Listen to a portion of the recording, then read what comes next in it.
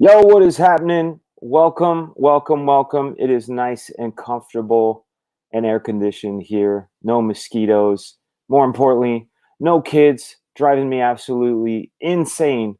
Working out on the drone, seeing how the drone would work with streaming. I got it to work, but I'll tell you, it's not as easy as it seems trying to run a StreamYard session, or not a StreamYard session, but a switcher session, as well as fly a drone, as well having an 8-year-old talking to you, as well as mosquitoes flying around, as well as notifications coming in on that phone. It was kind of nuts.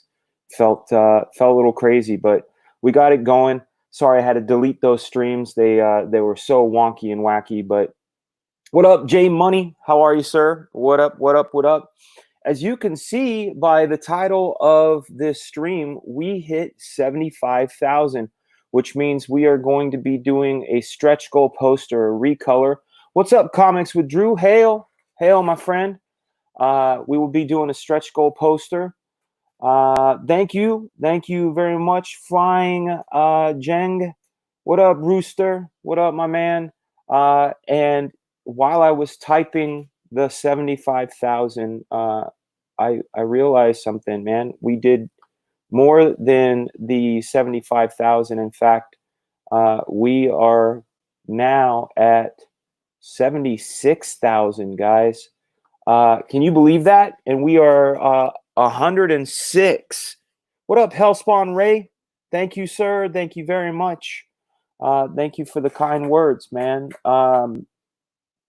Waking up to the numbers just increasing like this has been really crazy. And the other thing that I found really fantastic is that we are on the splash screen of the Indiegogo page, which is just really, really cool. Like when you go to Indiegogo, we're on the front page, which is kind of mind-boggling, you know. Making, I mean, I knew I was going to have fun, but this is even a whole lot more fun than that I anticipated having. I'm gonna generate a code right now. Also, you guys should know I will be doing 2 shows today. I'm going to be on. Well, let's take a look. I need to look up the actual name of those because I don't know the exact name. So let me pull it up. We got this one with Clayton Barton, and I think it's How to Draw Comics something. But I'm sorry. I want to give the exact thing, and I'm going to end up tweeting it out as well. We will be on tonight at 7 o'clock right here on howtodrawcomics.net. We'll be coming in at 7 o'clock Eastern. So you guys take a look right here, howtodrawcomics.net.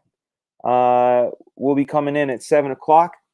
Then later on at 8 o'clock, we will be hanging out with the mysterious Mr. E, Captain Love, on trying to know the name of the show. They go on at 8:15 Eastern. So we're going to be coming on their show, and when I find out, we'll be posting that up. But tonight we're going to be doing that.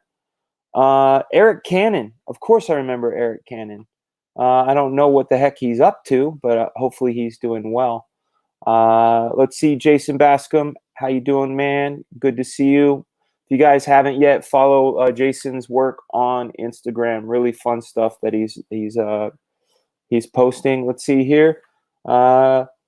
Mad Car says, I know the feeling. My wife, God bless her, looks after our son while I go to work. Since lockdown, I have a new appreciation for what her days are like. Congratulations on the success of Black Flag. Thank you so much. What up, the Cuck? What up, the Cuck? Hello. Yeah, what's up, Stephen Mario? How are you, man? Dragoon 110. So I went outside. I put the drone. I put one camera on the drone. I was able to pop that feed into the switcher feed. So now I know I can do it. The thing I'm going to need, though, which I needed my wife's help, but it's hard because she's in with the baby as well. is I need a camera person. So I had my phone on the mailbox. I'm controlling the drone. It's mosquito season now. I didn't realize. I haven't been outside in forever. So I got mosquitoes flying around. I got my 8-year-old saying, "Dad, Dad, Dad," and just trying to figure it all out. Too much input. So we're gonna try it again soon. But when I have someone helping me operate the camera. What is up, Gigadeath? Gigadeath, the graphic novel. How are you, man? Thank you for the congratulations. We hit a stretch goal today. We hit the 75K stretch goal. We're also aiming to hit this number in the corner where it says backers 894. Let me see what I can do about signing out, right? Log out. So you guys can see what it looks like when you go to the Indiegogo page. Look at that. We are a popular project.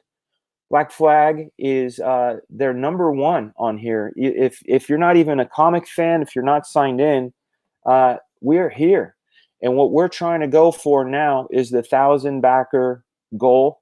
And from that 1,000 backer goal, what we're going to do is hit up the grocery store and find 5 kinds of bacon. We're going to look for pork jowl. I know technically it's not bacon, but pork jowl is delicious, and I can't wait to show you guys. We're going to get pork jowl. We're going to get American bacon. We're going to get European bacon. We're going to get some turkey bacon and some chicken bacon. What up, Leg Kick? Hail, my dudes. That's right. What up, Leg Kick? How are you, man? But we are going to hit that 1,000 backers. I mean, we're 105 people away. We might hit that by Friday, and today's Tuesday, so we never know. And listen, man, Malin will talk about ham.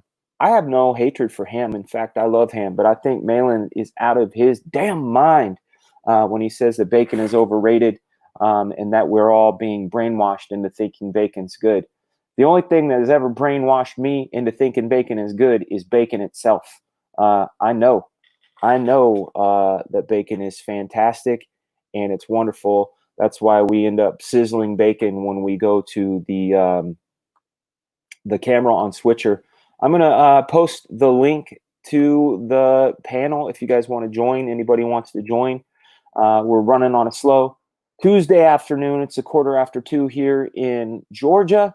Hopefully, Comics with Drew asks, I don't know what millionaire bacon is. I'll tell you what, though, pork jowl tastes like $1 million.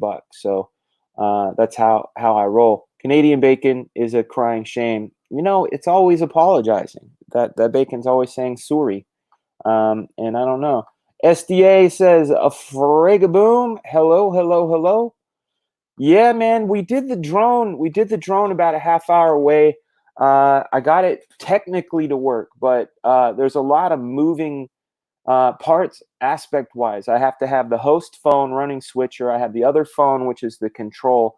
I have to have the controls on, and I didn't realize all my emails, all my texts, all my Twitter alerts were coming through, which was driving me crazy. So I had to stop that, reset it, and then when I started going again, mosquitoes and children. And it was very frustrating. So I was getting frustrated during the stream, which is something I try not to do. I try not to get frustrated, but I think out of all of it was mostly the mosquitoes. When they're flying up in your face and you're trying to deal with things, it gets a little insane. Comic books crap yard. What's happening? Hey, what's going on? How are you, man? Are you excited to be getting your package this week? Oh, hell yeah. Can't wait. Thanks for sending that out so quick. Yeah, dude. Hey, the great thing is my wife has this Etsy business where she makes these awesome tumblers. She does these tumblers and she's sending these out probably once or maybe up to three times a week.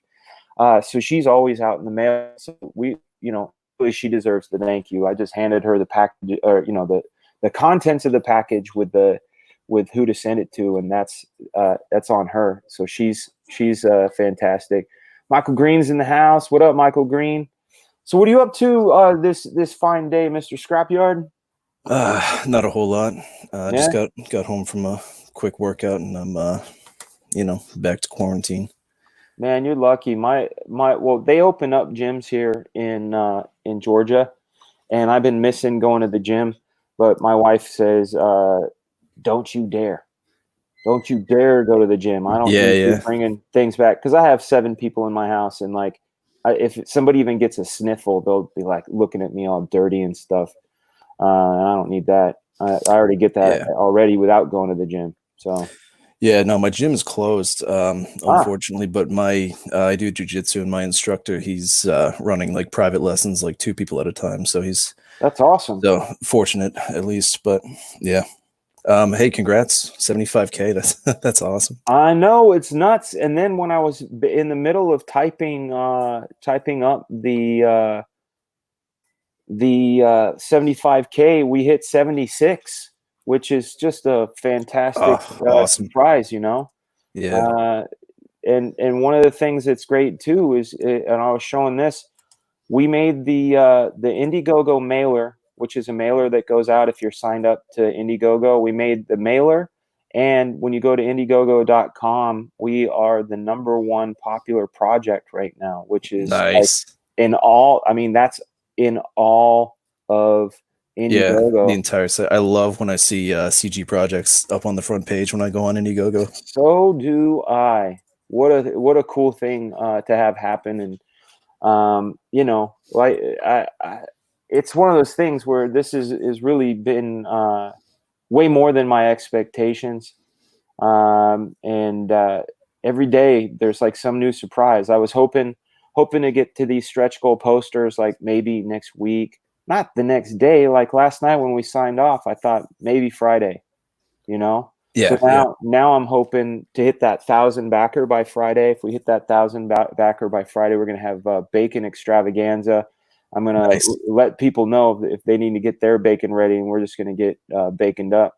Yeah, man, I'll cook some up for sure in celebration. How far in are you on your jiu-jitsu? I'm still only a white belt. I've been going for about a year. I mean, it takes a while to get up through belts, but like, and I've been off the past few months for various reasons. So it's even before quarantine, but, slow progress, but it's good. I love it. Yeah, man. I took something called Red Dragon Karate, and they were moving us through belts. Like I was in there for 3 months. I was already a green belt. I'm like, man, I can't even kick my own ass. Like, how am I a green belt already? I appreciate the ones that make you work for it. Inexhonorable Word Nerd says, congratulations, Dan. Well deserved. We are doing 6 figures. Maybe, but Ryan, dude, guess what, man? We hit 75 today. So we got to figure out some celebration. I told you when we hit 75, we got to do something. So, we got another jiu-jitsu fan in the house. We know our commander. I call him the commander, Michael Green, aka the man. Nice. He's a Brazilian jiu-jitsu guy. I know his kids do it. Lock it up. Hale, how are you, sir? Cool cat. That looks like Orson Welles as a cat. Very cool.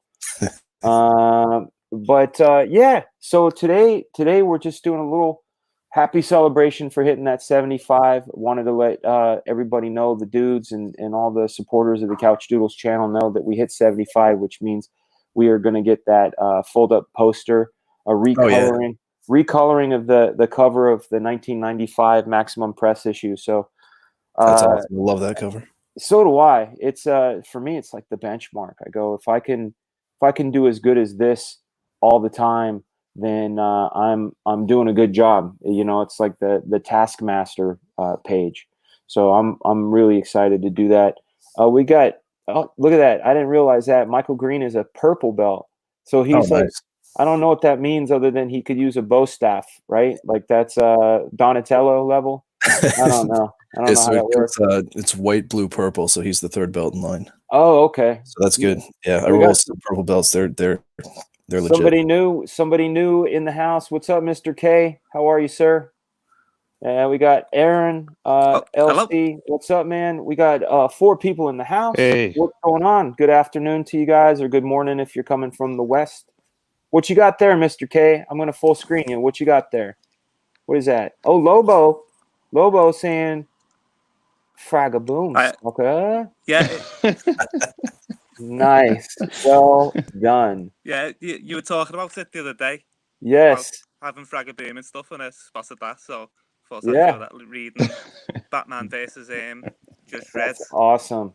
That is awesome, dude. Man, I want to find every instance of Fragaboom in a comic book or Fragaboom because I found out yesterday the proper pronunciation when you take my last name, which is Frega, but you it has a modifier. You put boom next to it, it becomes Fraga. So Fragaboom is the official. And Hail Lobo, the main man, Zayd says it right. Hold on a second. So what's going on with you, Mr. Aaron? How are you, sir? Hey, it's me from Facebook, man. Oh shoot, I man! I've just thought I'd never heard your voice before. yeah, no, I Good to hear just your thought voice, man. yeah, I just thought. I mean, we've been speaking for a while. I just That's right. really wanted to call in, just to congratulate you. I'm Thank you, not sir. shocked or surprised. I know that sounds kind of cocky, but I think you really deserve this, and timing is just perfect. You know, Absolutely. everything's collapsing, and Yeah. all those people that wanted to be down with the machine, they're gone to sync with the machine. Right. Right. It's funny because even today I ended up deleting it because I just don't like seeing people beef on my Facebook page. But Oh yeah, definitely, you know the definitely. one I'm talking about. I posted Yeah, the yeah, thing yeah, with yeah, yeah, Ethan talking about giving our young men some positive role models, the ones that are a little more masculine.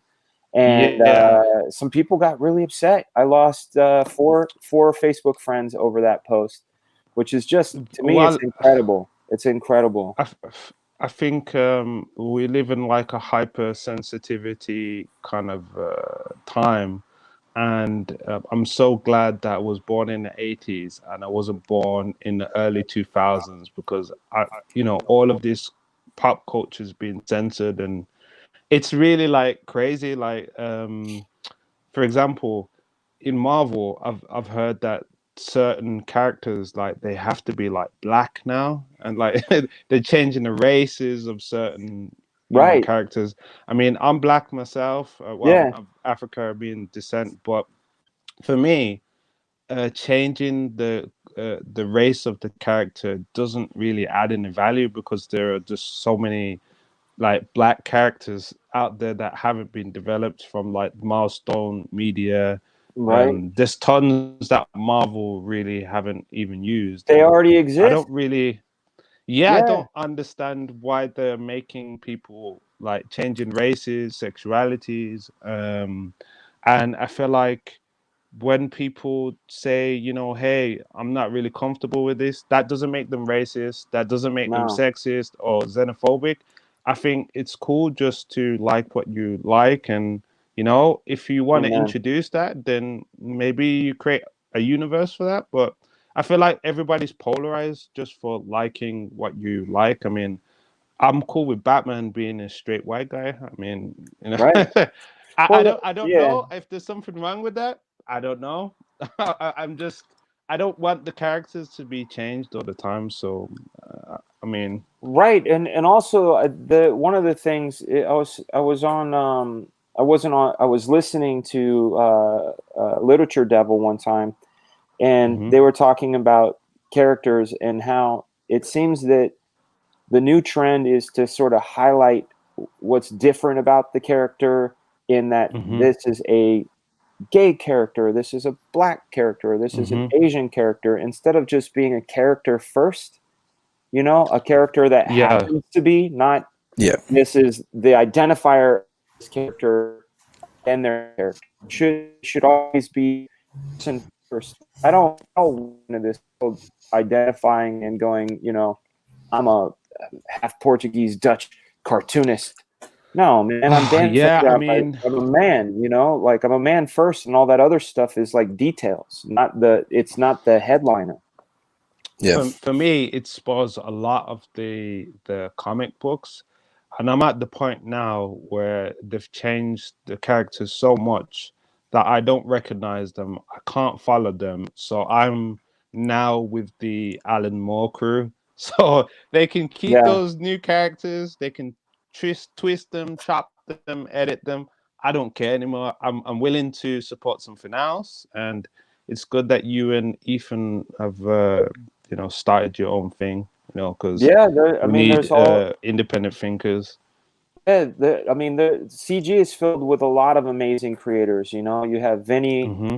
you got Adam Post, you got John Malin, you got Cecil. The Star Wars girl is going to be doing her own book soon. There's, it's awesome to be able to have that freedom to make what you want and not have an agenda. My only agenda is a good time. You know, is when you're done with that book, you feel like you had a good time. Like I know it sounds crazy, like the good old days.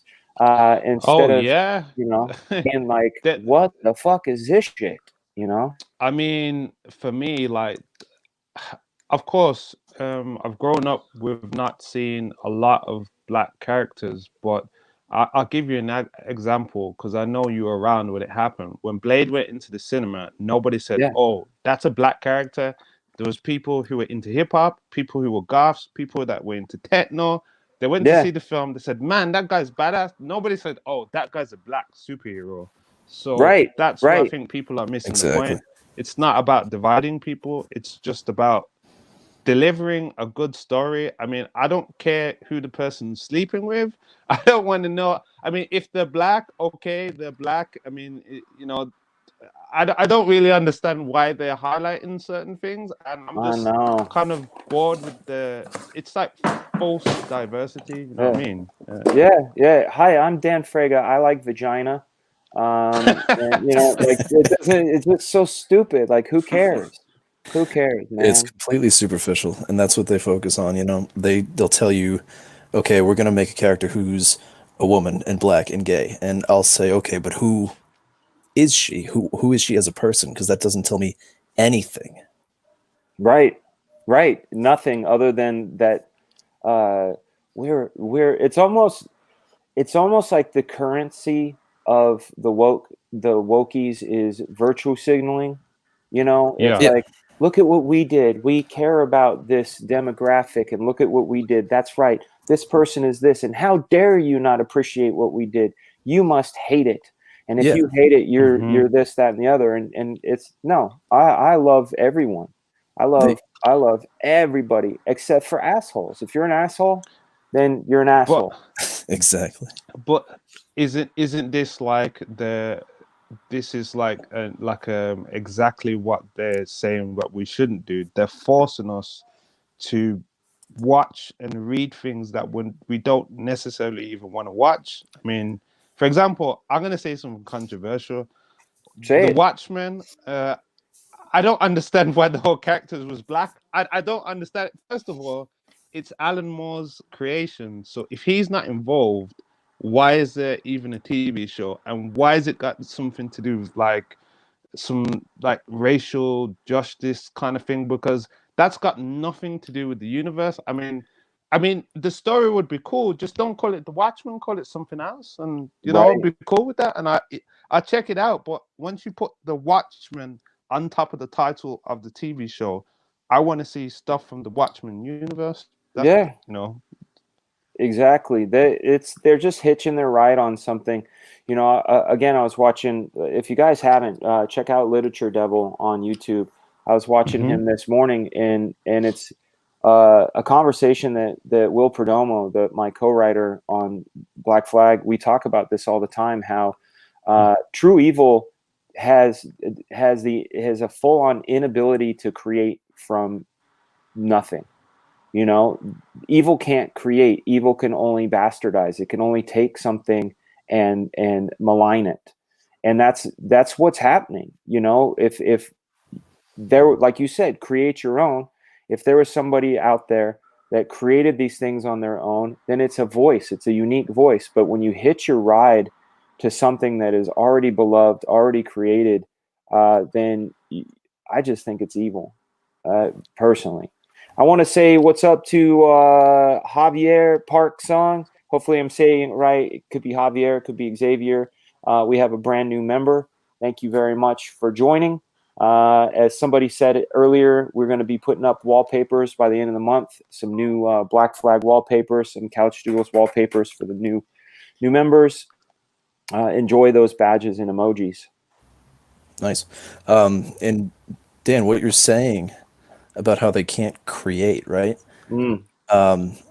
And how they're only making things based on their virtue signaling. It comes through in their writing every single time, because who do we find out the characters are? Well, they're spiteful, they're malicious, they're cruel, they're sociopathic.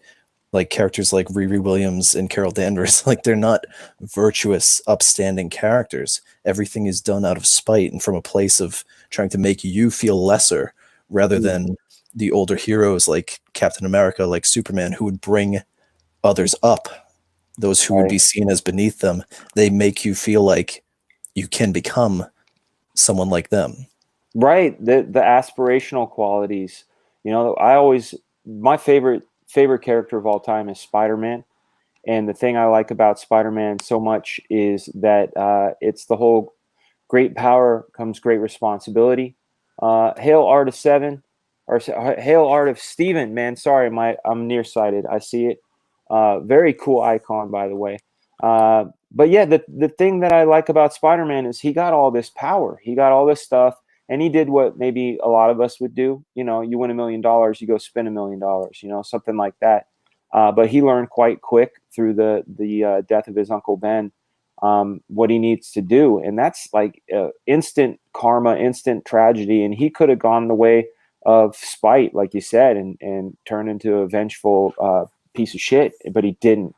He showed us the way, and he also showed restraint. You know, when he's in high school and people picking on him and being bullied, he totally could have just annihilated any of those bullies if he wanted to, and he showed restraint, which is completely respectable. Exactly. Yeah. And that's exactly what that's what Superman's always been, right? Because he has the ability to destroy basically anybody, but everything about him is restraining because of how he was raised and who he is. Yeah. You know, he has to hold back 99% of the time when he's not fighting someone equal to him. Perhaps I mean, honestly, I can't get into the head of the Wokies because I personally don't think that way. So everything that I have is all hypothetical, but I wonder, like, what is their mission? You know, are they trying to make people not like comics? And if they're trying to make people like comics, are they trying to sway them to their line of thinking? And why do they feel that their line of thinking is better when it doesn't encourage anything good, really? I have no clue. That's one of the frustrating things about it. They just want to feel like they're better than you. Yeah, but maybe what that is you know, as a kid, I was bullied. I never wanted to feel better than anybody else. But I did want a little of that retribution. You know, like, hey, I'm going to succeed in spite, using the word spite, in spite of you guys doing what you did. I'm going to succeed. That's what I wanted to do. But I never wanted to like rub their face in mud and, you know, make them feel as bad as I did. It was never that. Thank you. Okay, But it's Xavier, like Professor Xavier. Awesome, man. Thank you, man. Thank you. Thank you. Thank you for your wonderful words, sir. Smart. yeah, Yeah, go I ahead. was gonna say perhaps people don't understand that, of course, nobody's for racism or anything like that, but you can't call somebody racist for just being who they are. I mean, if you're a white guy, I mean, that doesn't make you racist. I mean, all of these news platforms creating this certain dialogue, I mean, nobody's got a problem with certain characters being white. I mean, it's inevitable Right. over time that there's going to be more diversity, but it doesn't need to be forced diversity. Like, I don't think Blade was here because somebody said, "Hey, we've got to make a black character." It was just like, you know what? Wesley Snipes is badass martial artist, is great actor. Yeah. He can be the role. I mean, even when we look at Spawn, Todd McFarlane, Yeah. I think we can all agree that Spawn is probably the most celebrated black character next to Black Panther, but Yeah. it's really had the company behind him.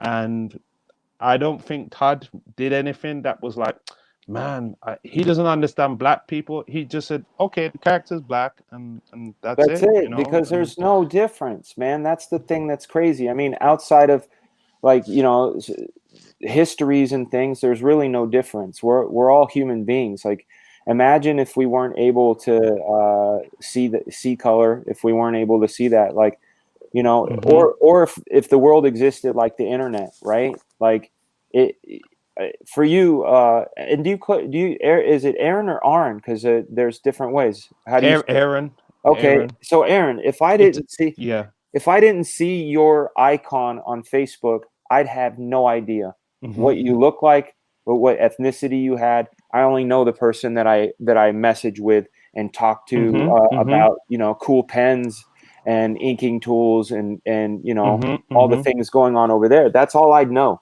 And that's really, at the end of the day, that's all anybody needs to know is for a quality of a human being is who that human being is. So that this whole just identity politics drives me fucking nuts, like absolutely I nuts. mean, yeah, just It's for me, it's really crazy. frustrating. Yeah, I mean, perhaps the one thing that would divide all people, I guess, would be things like religion, sexuality, and I yeah, think there are some things that people are going to be uncomfortable with watching, and if they're sure, uncomfortable, then that's cool. We all need to respect certain things. Like there's some things that I like that you won't like, but I'm not going to force you to watch or participate. Like for example, let's say that I'm into hip hop and you're not into hip hop. You don't need to listen to my music, and it doesn't make you ignorant because you don't want to listen to hip hop.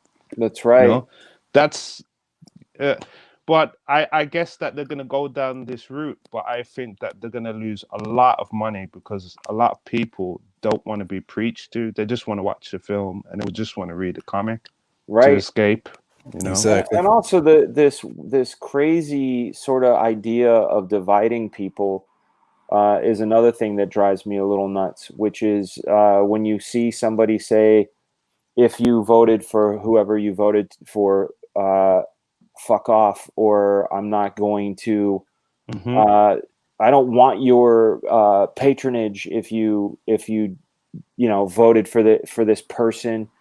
Listen, man, like, I voted for who I voted for. I'm not mad at anybody who voted for the opposition. Like, it doesn't matter, even win or lose. I'll just say this: like, I didn't vote for either Hillary or Trump, and that it is what it is. But I'm not mad at Trump voters. Like, do I agree with him? Not necessarily. He is the president of the United States. Exactly. He was voted in Exactly. through the actual process. They tried to sully it by saying there was Russian interference and things, but what it really boils down to is the majority voted. They voted for him. There are people that are mad about that, but you shouldn't hear things like "fuck you for doing that," or "your rights should be taken away," or I don't want you. You're not employable because of this. That is ridiculous to me. Yeah. Just having someone vote is the patriotic. It's their duty. It's their duty and it's their right. So here they are exercising their rights, and then you want to be a dick about it. It's so super stupid. EJ's in the house. What's up, EJ? Thank you so much for the congrats, man. Looking forward to seeing your work. Dude. Now, EJ, I had a question for you. You can give me a yes or no. Somebody was posting old wizard pages, and there was someone with your name, but it wasn't EJ, but it's same initials and same last name. Was that you who was printed in Wizard back in the day? I'd love to know that. I'm going to post the the link in the chat. It seems a little bit laggy on my end, so I just want to say congratulations on your Indiegogo. I just Thank want to you. say next Friday I'm going to get paid. So Heck I'm yeah. definitely going to back it. I don't want to talk over people, so I'll just say congrats, and I'm going to back out and chill in the chat and carry on watching the show. Mr. K, thank you so much for joining, man, and you know, definitely share the word. That's you know, one of those things. If you don't have the wherewithal to back it, I'm grateful that you're even interested in talking about it. So please share the word, share the Couch Doodle Show. We're trying to grow. I'm trying to learn. I was talking with that umbrella guy this morning on Twitter. You know, how to grow this channel. I want to grow this channel mostly to be able to share the word on creativity. I want to get people out there making stuff. I want to get people feeling confident in their abilities to take what's inside of their minds and get it out and share it with the rest of the world. Yeah, hail Tug, exactly. Hail Tug. Hail Tug. Yeah, Tug is a hey there. All right. Let's see. Look at Michael Green knew it. He knew it. That was EJ. That was Wizard number 21 with the J Lee cover. That's correct. Awesome, man. That's good. So there's some good eyes on Facebook checking that stuff out. This is a good one here. Spirit Car, doesn't it suck that all the tinfoil hat wearing nut jobs were right? That's the thing about the internet and the thing about information right now. It's sort of a double-edged sword where we're being infiltrated with a lot of as they call it, fake news, you know, because it's out there. But also we can be informed. And a lot of this stuff isn't going to fly anymore. Any sort of abuses, any sort of assholery, as I call it, being an asshole. The word spreads, and again, it's a double-edged sword because people can make shit up. I personally try to investigate myself to make sure that what I believe in is truly what I believe in. Thank you, Dragon Smith. Big love back. Maybe later on tonight. Well, later on tonight, I have hold on a second. I'm being FaceTimed by my father. Hold on a second. Let me see if it'll work here.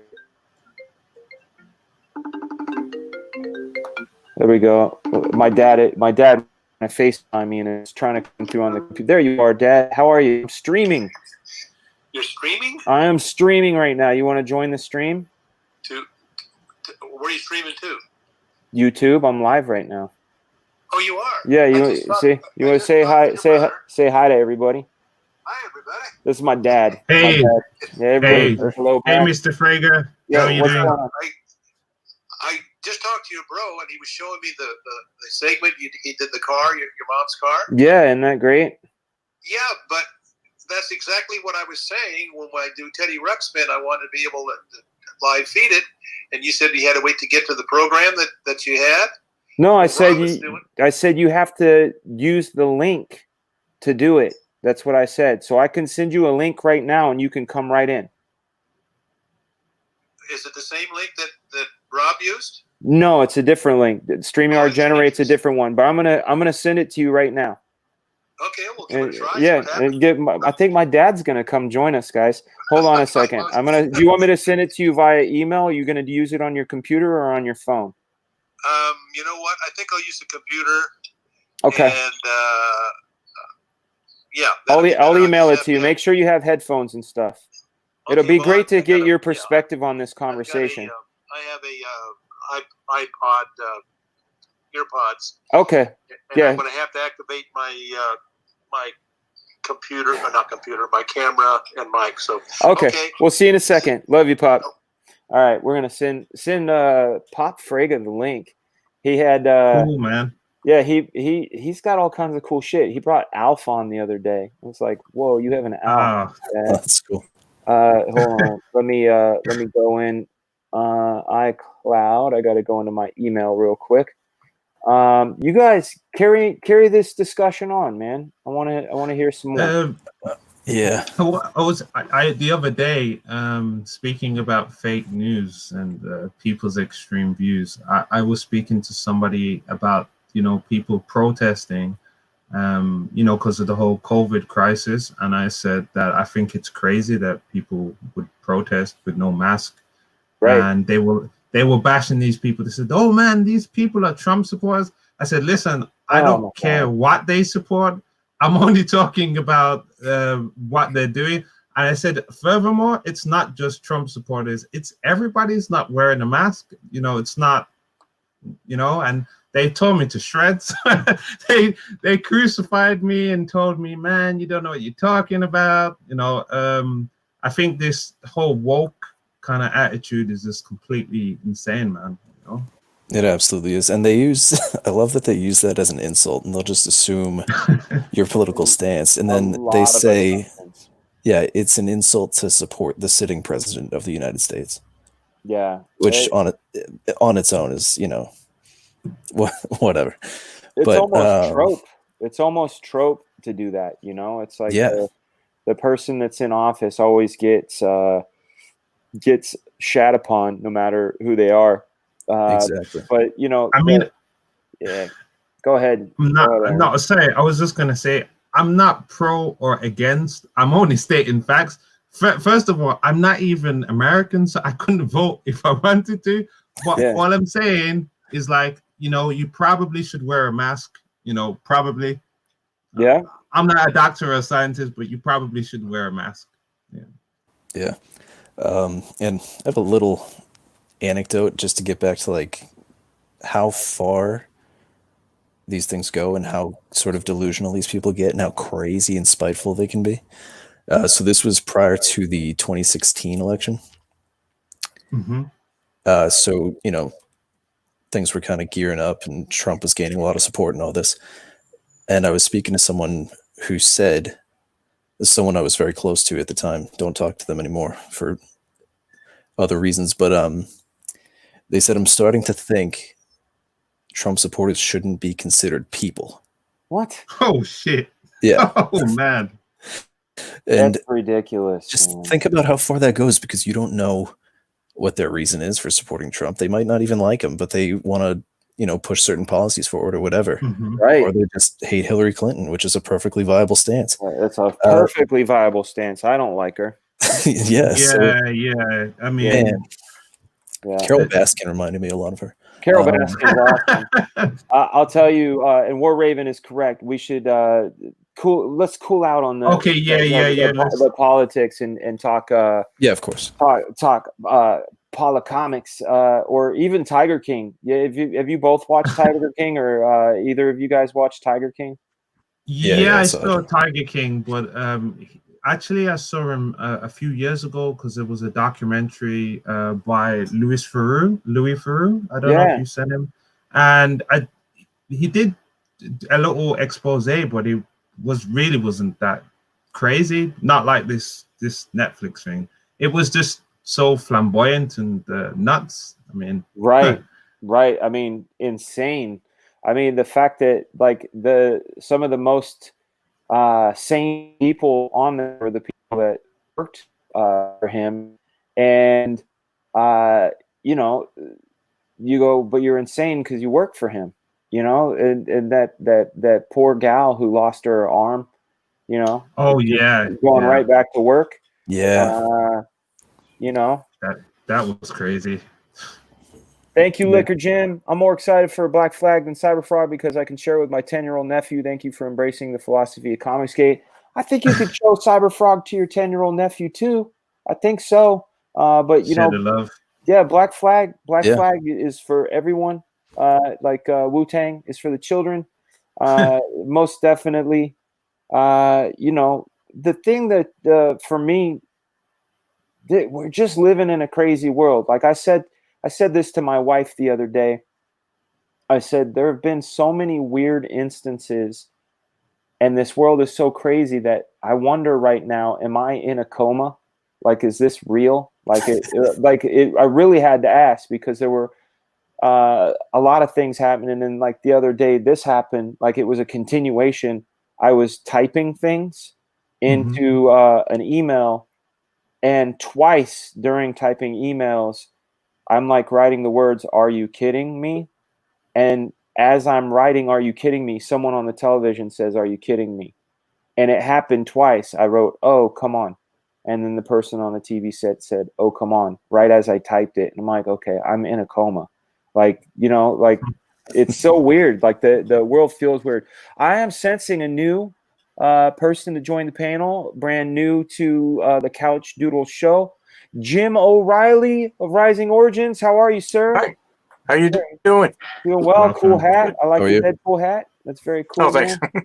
All right. How you doing today? Happy Tuesday to you. Good. Doing good. Just working on some thumbnails. I'm looking Excellent. forward to Black Flag. Thank you, on sir. the mailing list. What do you do your thumbnails in? What do you I'm using Clip Studio Paint. Clip is nice, man. Yeah. The only thing I don't like about Clip is I don't like the inking tools. It's and I'll equate it to, like, I have these friends that are musicians, and they hated Bose headphones.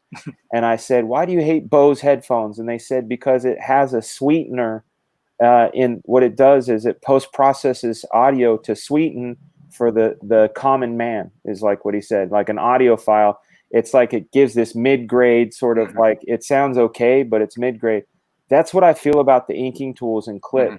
Like it will sweeten up a line, but it makes everybody who uses it look like the same inker. And the thing I like about inkers is personality, like Right. Klaus Janson inks a certain way, Terry Austin inks a certain way. Yeah.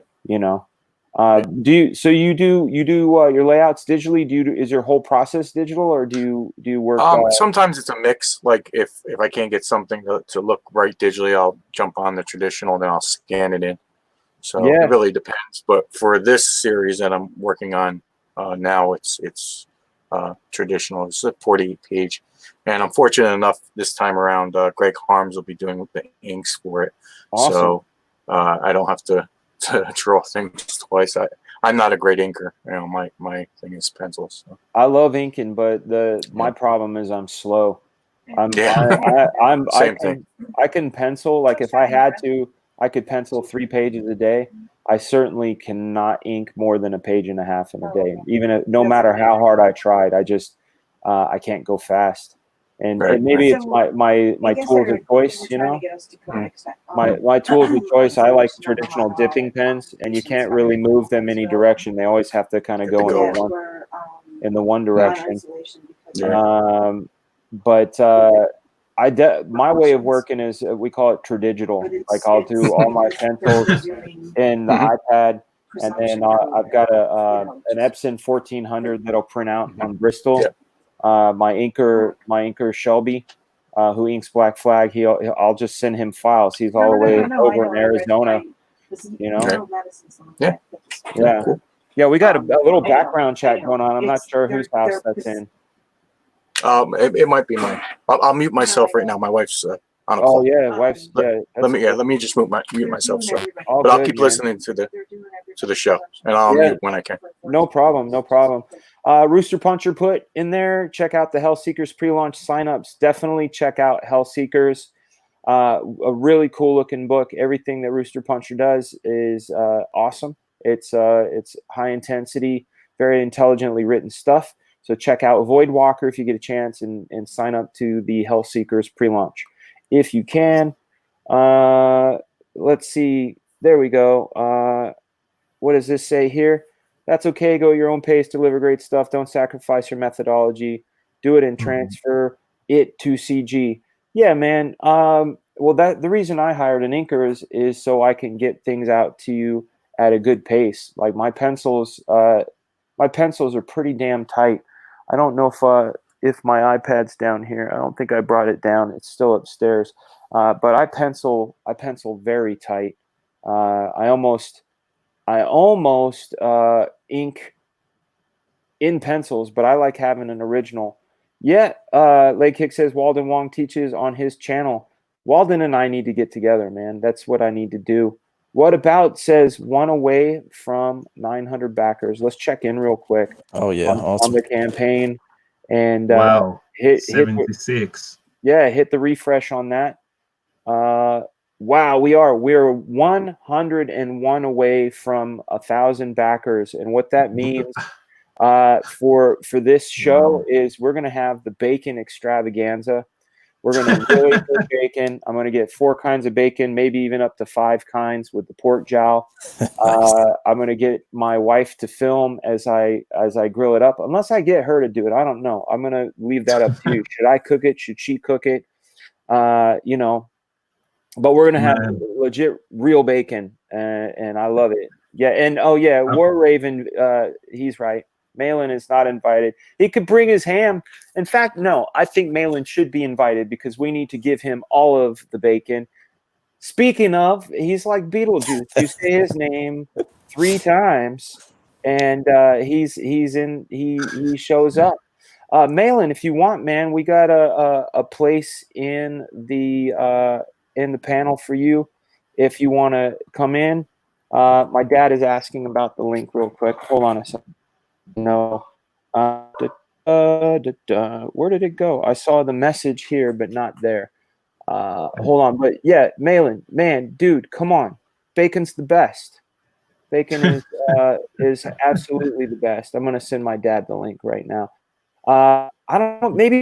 Maybe just where you live, they don't have good bacon. I think that might be what it boils down to, which doesn't seem right. Are you sure you've had bacon? That's the other question I have. But yeah, hail Malin, hail Coach. I got a good question here from George. What is pork jowl? It's the tastiest part of the pig. It's the cheek of the pork, and I don't know how they got all so good. The flavor in its cheek, but that is where the flavor lives. You know, I thought it lived in its ham because I'm a huge ham fan. You love Spain then. Yeah, ham. They're obsessed with this hamon. Oh yeah, and I heard British bacon is better than United States bacon, so I want to give it a go. So that's what we're gonna do when we hit 1,000 backers, and like I said, we're 1 away. That's 101 backers away, but 1 backer away from 900 backers, but 101 backers away from the bacon extravaganza. We also hit 75,000, which gets us to our stretch goal. That's amazing. I think that it will get to. Well, I don't want to count my eggs before they hatch. I think that it's going to get to 100K. Oh yeah, it's going to hit. Oh man, wouldn't that be easy? Yeah, no doubt. I have to wear the bunny suit. I've ordered it. I've ordered it in preparation. You guys got to see. Hopefully I don't talk bunny. But I ordered one. I ordered one because I saw today. I went, holy crap! We hit 75. I think. Oh, and it says here it is arriving, and you're going to see all the other stuff, the sewing stuff, and my daughter's birthday present. Don't tell her, but look at what's coming on Monday, right there. Wow. Arriving Monday. So I will have it. I'll have it. It'll be sitting. It'll be draped over the back of this, ready to go. You know, we'll see if it happens. That's hey, Dan, I'm gonna back out. I'm gonna go. First, I'm going to go support your Kickstarter. I didn't even, or I mean, your Indiego. I didn't even realize it was up. So I'm going to go support that and kick you over that. Thank you, Jim. Thank you, Jim. Do you have? You're going to go eat some bacon? Hell yeah! My wife's on the call, so I don't want to interrupt your show. Where can people find your work? You can find me online under my name. You can also find me on Jim O'Reilly Art. I'm on YouTube. I'm on Twitter. I'm on Instagram. Fantastic. And Rising Origin series, where can they find that? On Facebook right now. We've just started up the Facebook page for that. And then once we're ready, we're going to do both Kickstarter and Indiegogo. So once we're ready, we'll be announcing that. So excellent. But I would just want to thank you for having me on. And I just want to hop off because I don't want you to have the background noise. No problem, man. Thank you. Thanks, brother. Jim. Have a good one. That was great. I love meeting new people. Dude, I'm gonna pop the link in the chat again. John Malin, don't be scared to talk bacon, man. Don't be scared to talk bacon. You know, bacon is the best. And that's not talking shit on ham. I love ham, but bacon is where it's at, man.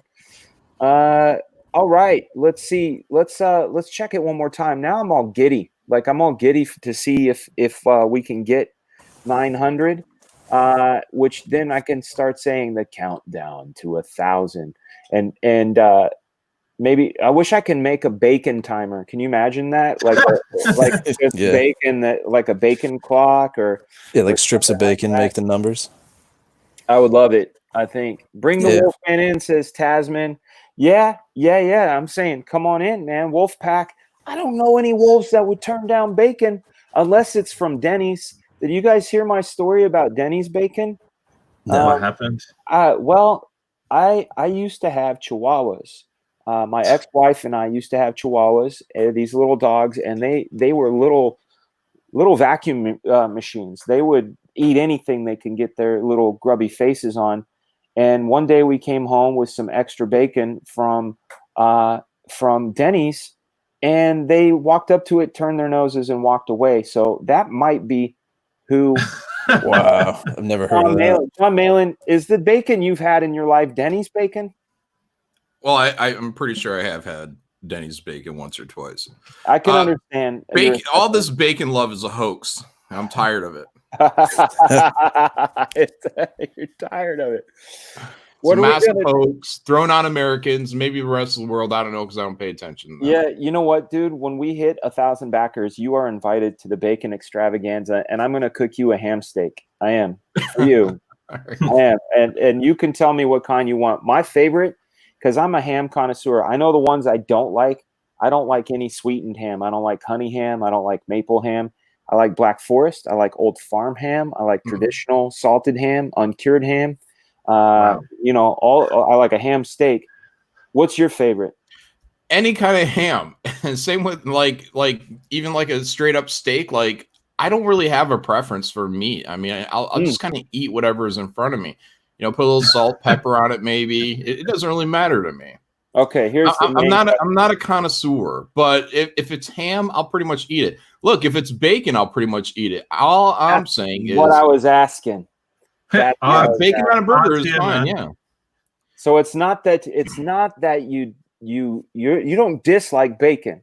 It's no, just, not at all. You just don't see what the big deal is. I don't see why I have to be bombarded by people in my own country on this how spectacular bacon is. If it was so spectacular, why do we have the need to tell everybody all the time about how great bacon is? I think it's such a like forgettable part of the pig. Oh no, man. Well, I used to be of the same opinion. Even Dan himself admits he prefers above all parts of the pig the pork jowl. The pork jowl is the winner, man. Yeah, but you'll never hear him talking about the pork jowl unless he's defending bacon. It was. You know what? I'm going to start my Mad Men campaign on pork jowl, dude. You know what? It's not. There's no iconography. Pork jowl just looks like little white bits of pig fat. So you know, it's not as impressive as that iconic strip of bacon. I think it has, like you said, maybe you're swaying me, but you're not, because bacon's fucking awesome. What's up, Monstrositus? How are you, sir? Welcome back to the channel. Hail, everyone. Hail. This pork discussion is interesting. Well, I know some people don't, as they said in Pulp Fiction, some people don't dig on swine, you know, for different reasons, but I fully dig on swine. There's some people who say they eat it from the rooter to the tutor. I have had the tutor and it made me sick for days. I'll never have. Oh man, I don't go near that end. No, I didn't even know. Tail, the tail is something that makes me suspicious. We used to eat pigtail, pig feet. My father used to make sauce with tail. I mean, with ears and snout. So that's great. You guys, welcome to the chat, Mr. Well, I want to give him his legendary status because the dude's a fucking legend. Welcome, Art Bear. Mr. T-Bear. Hey. How are you, sir? In my own mind, I am a legend as well. What's up, man? You are killing it, dude. Hey, you know what? I say we're killing it. This is CG in effect. This is the power of CG. This is the power of the fans who are CG. I'm very, very happy Congrats on the 76 or 75. I know, man. 76. Wow. I was like, when we started this stream, when I was typing the description, we were at 75 and change, and by the time I went live, it had clicked over. How many days is this, man? This is Saturday, Sunday, Monday, and we're half into Tuesday, so 3.5. Wow. 3.5 days in. What a fun ride it's been so far. 901 guys. We're 99 backers away. That 1,000 is on the way, man. Yeah, we're gonna have a bacon extravaganza. Art, what's your opinion on bacon? Art's right. great. I like bacon as a side. I can't just sit and eat bacon. You know, there are people. My daughter can do that. She's got a belt that has like bacon design and like she's a bacon nut, right? The marketers got to her. Yeah, they have slab bacon. I think she legitimately likes it. Yeah, don't worship false idols, guys. But I like it. I like it with things. Like I like it with eggs. I like it. You know, like those the egg burritos that have like hash brown and bacon in it. I like that. I like a burger with bacon. I like it as like part of something else. You know what I mean? Like salt, pepper, bacon. Everything's better with bacon on it. Yeah, exactly. Although I did go out to a restaurant in Yorba Belinda. I went out with Norm Rappman. He's like, you got to try these burgers, right? Slater's 50-50. Yeah, and they have the bacon in the meat. And I was like, when I ordered it, he goes, you know what? It still might be pink. And I'm from the old school, like, if bacon is pink, it's bad for you. No. They cook the bacon first. That's the thing. John, you'd love this place. Probably not, but you would love this place. It's called Slater's 50-50. They take 50% ground beef, 50% ground bacon. They put it together in a patty. So the burger is a bacon beef patty.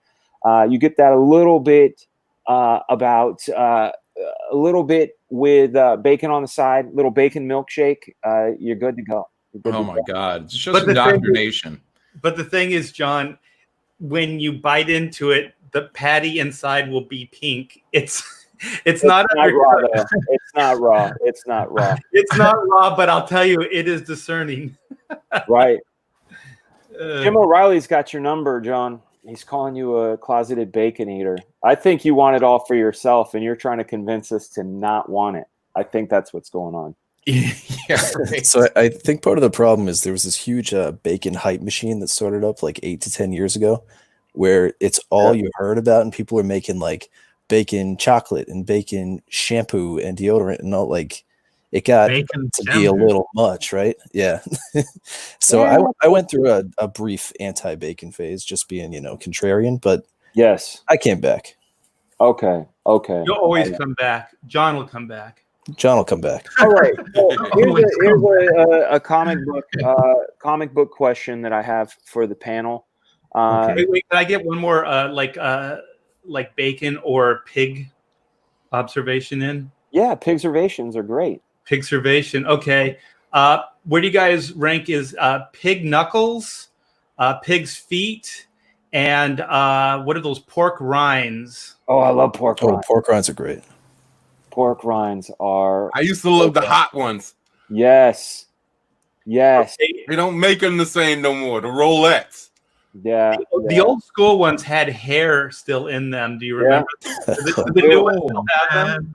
Those are the real hard ones. You guys, one of the things that my wife found during these crazy times, I asked her, because I can't eat a lot of carbs. I like any sort of crunchy thing like chips or anything has to be like pork rinds. So I said, baby, can you find me some pork rinds? And she said they didn't have any pork rinds, but they had this. And it was pork rinds in a popcorn style bag that you put in your microwave, and the microwave heats them up. So when they're done, they are hot, fresh, delicious pork rinds. And I highly recommend anybody that likes them to get them that way. Yeah, once I found out that those little black things in it were hairs. Oh man, we eat spiders. We eat spiders while we eat, or while we sleep. So why not? El Hombre says, "Why can't I eat carbs? Because I have arthritic bone spurs in my back, and whenever I eat too many carbs, I get inflammation, and it makes my arm and hand go numb, which really fucking sucks. It's a weird thing, but it is what it is. But ever since I lost the 60 pounds, the pain and the numbness have gone away, which allows me to draw more faster and better. Go quick. Only in the drawing hand? Yeah, just the drawing hand. Wow. Yep, just the drawing hand. Wait, is Ander Huerta in here? I saw somebody mention. Yeah, I saw him. What's up, Huerta? He's Man, would you mind sharing my screen?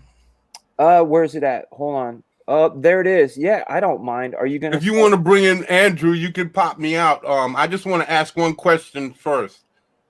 Yeah. Mr. Malin, what kind of abilities do your characters have? And really fast. Basically, they can all regenerate.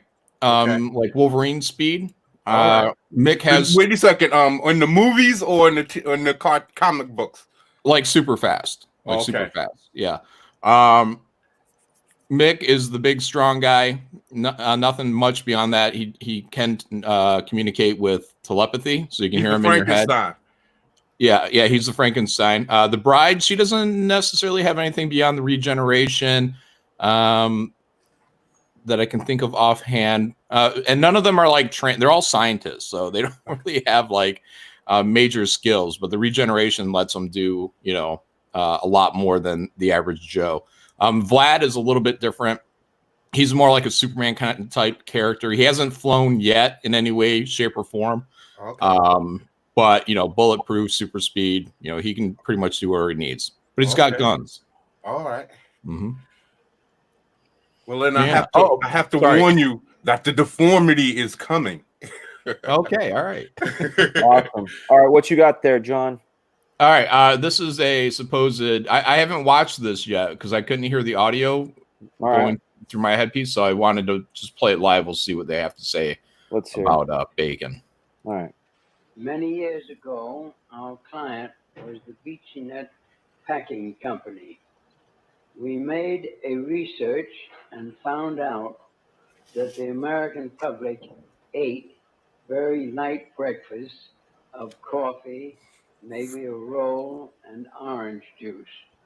We went to our physician, found that a heavy breakfast was sounder from the standpoint of health than a light breakfast because the body loses energy during the night and needs it during the day. We asked the physician, after telling him why we were talking to him, would he be willing, at no cost, to write to 5,000 physicians and ask them whether their judgment was the same as his, confirmed his judgment. He said he would be glad to do it. We carried out a letter to 5,000 physicians. Obviously, all of them concurred that a heavy breakfast was better for the health of the American people than a light breakfast. That was publicized in the newspapers. Newspapers throughout the country had headlines saying 4,500 physicians urge heavy breakfast in order to improve health of American people. Many of them stated that bacon and eggs should be embodied with the breakfast, and as a result, the sale of bacon went up, and I still have a letter from Bartlett Arkell, president of BeachNet Packing Company, telling me so. Yeah. John, here's my question for you. Mm-hmm. How much did you first off, how long did it take to sit in the makeup chair to get all that old face on? That was me. Yeah. And then how much did that cost? How much did that cost to do? About $5,000. You gotta get a real talented guy in there to do the makeup. Good. Hey, Monstrositus X, I'm gonna boot you because we have an esteemed guest for the first time on the show, and it's a gentleman I can't say no to. If I do, Better not be another one of these bacon guys. No, well, he might be, but if I don't do it, I'll get my ass whooped. Is If it your that's okay. pops? It is Good my being pops. again, I got the Monstrosity. chance to be here and hang out with you guys. This is an experience. You No, got it, man. you can stay if you want. I have to leave. Dan, Okay, Aaron. it Dude, was great. a pleasure. Great and, hearing your voice for the first time. We've been friends on Facebook for a few years now. Really great hearing yeah, your man. voice, man. Before I leave, congratulations. You deserve Thank you. this. Thank you so much. You know, don't be shocked or anything. Enjoy it and fully support you. And everybody, take care of yourselves. Yeah, you too, man. Aaron, where are you from? Birmingham, England.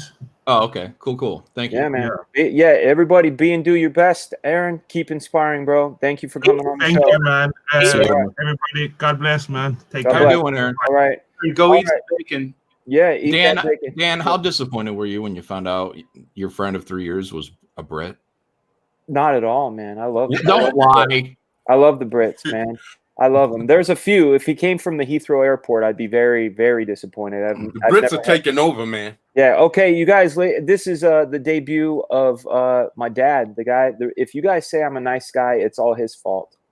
Welcome to the stream, Frag-a-pop. Dad. Frag-a-pop and frag-a-boom. Welcome to the stream, Dad. Oh, son of a gun! Look at that. It's a wonderful world. Yeah. How you doing? I'm doing fine. I sat there and went round in circles trying to do this on my laptop computer. Boomer. And finally, Rob says, "Well, I use my phone." I says, "Well, that's what I'm going to do." So I'm on my phone. Maybe you were trying to use Safari. If you wanted to use Chrome or Firefox. Actually, I'm in Chrome, and it brought me to a thing that says YouTube, Creator Studio, Dashboard, Video Manager, Stream Now, Weird. Channel. It should all that just stuff. send you to a thing that says you are about to go into a broadcast studio. Check your headset and microphone. Like that's what it did on. That's what it did on the. On yeah, the phone. maybe it might have been your Safari. You and Art to Bear. I'm not using Safari on the laptop. I'm using Chrome. Okay. Well, that's a weird. That's thing. all right. It's working here. It's working here. Dad, one thing I was telling people about your love of coffee. And how amazing you do. Like the only coffee I ever drink with any sort of anything in it is the coffee you make because you have your science to it. But we have John Malin, who's a good buddy of mine. Very, very incredible talent here at Comicsgate. Here it comes. I have to. It's you're waiting for the but. He does not see what the big deal about bacon is. Like he says, bacon. What's the big deal? Why does everybody love it so much? Well, hold on. Let me fully represent my position. Bacon is fine. I have no problem with bacon, but I believe that there is, in at least American culture, it's been way overrated, and I believe that's the fault of marketers. Because I don't find bacon to be that great, and yet everybody brags about it. And it smells so good when you're cooking it. The whole house. Oh my gosh. See, that's. Look, you got to understand that bacon is like most things, like good scotch, crappy scotch. It just in beer. It depends on what you're getting, and some is very poorly produced, and other is very excellently produced. The logic. So you got to go for the good stuff. Yeah, sure. Yeah, but I even brought this up to Dan the other day. So I said, Dan, if you had only two options, and on one table is all the types of bacon you could ever possibly have or want, but you're going to eat this the rest of your life, versus several other tables with different parts of the pig cooked in all the various ways that you could ever have them cooked. What table would you pick? Like, what part of the pig would you pick? Would it be the bacon? Pork jowl. Actually, that question is kind of a loaded one, to be honest with you. It's yes. like I love lobster, but somebody said pick a lobster and you're going to have to eat this lobster for the rest of your life. I'd say no, because look, anything good you can go to excess, and after a while it'll be here. Let me give you an example. This is a perfect. As a kid, I absolutely loved the cereal Kix. Every morning I'd have my Kix. One morning I sat down at my kitchen table with my mom there, grabbed my Kix, and went, blah! Jeez. It tasted horrible. I had gone into overload. I had gone into overload. How do you overload kicks? Their mother tested and well, he's saying eventually he would hate even something that he loves if he has too much of it. Absolutely. It's just that's mankind. We get to the point where we had enough and we want to go to something else. So what did you go to cornflakes after that, Pop? No, I went to Cheerios. The other oat. It's the same, Rob. You know, the breakfast of Superman. I learned that through the marketers of the original Superman movie. Well, one is oat and one is corn. Hold on, I can't. Yeah, do both. I will not disagree with you. I hear my older brother on your phone, Pop. He's asking what the link is because he wants to join in. We got all 6 filled. I'm gonna have the whole Frega clan against the me. whole Frega family. I'm not gonna. No, it's not. Well, it is called Frega Boom, but let's we're not gonna. No, I'm actually gonna side with you, John, on the marketing aspect of it, where a lot of times, the idea of eating a lot of meat is a marketing ploy. The only part of your statement that I'm like, nah, man, is where you're like, it's not that great. It is that great. It really is. Yeah, but a BLT steak is great. I mean, there's so many great foods out there but all you ever hear about is bacon, and it's such an odd little because it's like it's barely even a meal. It's like an accessory. It's the but boobs, man, like boobs are, no, that's literally a meal. It depends. Some are snacks. Some are snacks. Be honest. It's like salt. True. It's like salt. It's the salt because it's like potato chips. Yeah, the salty bacon's good, and it depends on how it's cooked. But comic book scrapyard brought up a good point. You brought it up as well, John. The marketing aspect of it is definitely over prevalent, and there was a time, it was like bacon frosting, bacon milkshake, bacon soda, bacon all this stuff, and it was a little bit of an overload. Bacon shampoo. The idea of bacon shampoo is really freaking nasty. But it is what it is. So going into back into the comic talk, I want to know processes, John. You're full digital now. I heard you saying that you're full digital. What is is it the economy and efficiency of being digital that attracts you, or do you find that you work better digitally? I work better. I mean, it's just being able to get exactly what I want down. And if I don't like something, I can always go back to it and change it around. Right. No problem. Yeah. And are you Procreate, Clip, Photoshop? What do you Clip Studio. And are you Manga Studio? Yeah.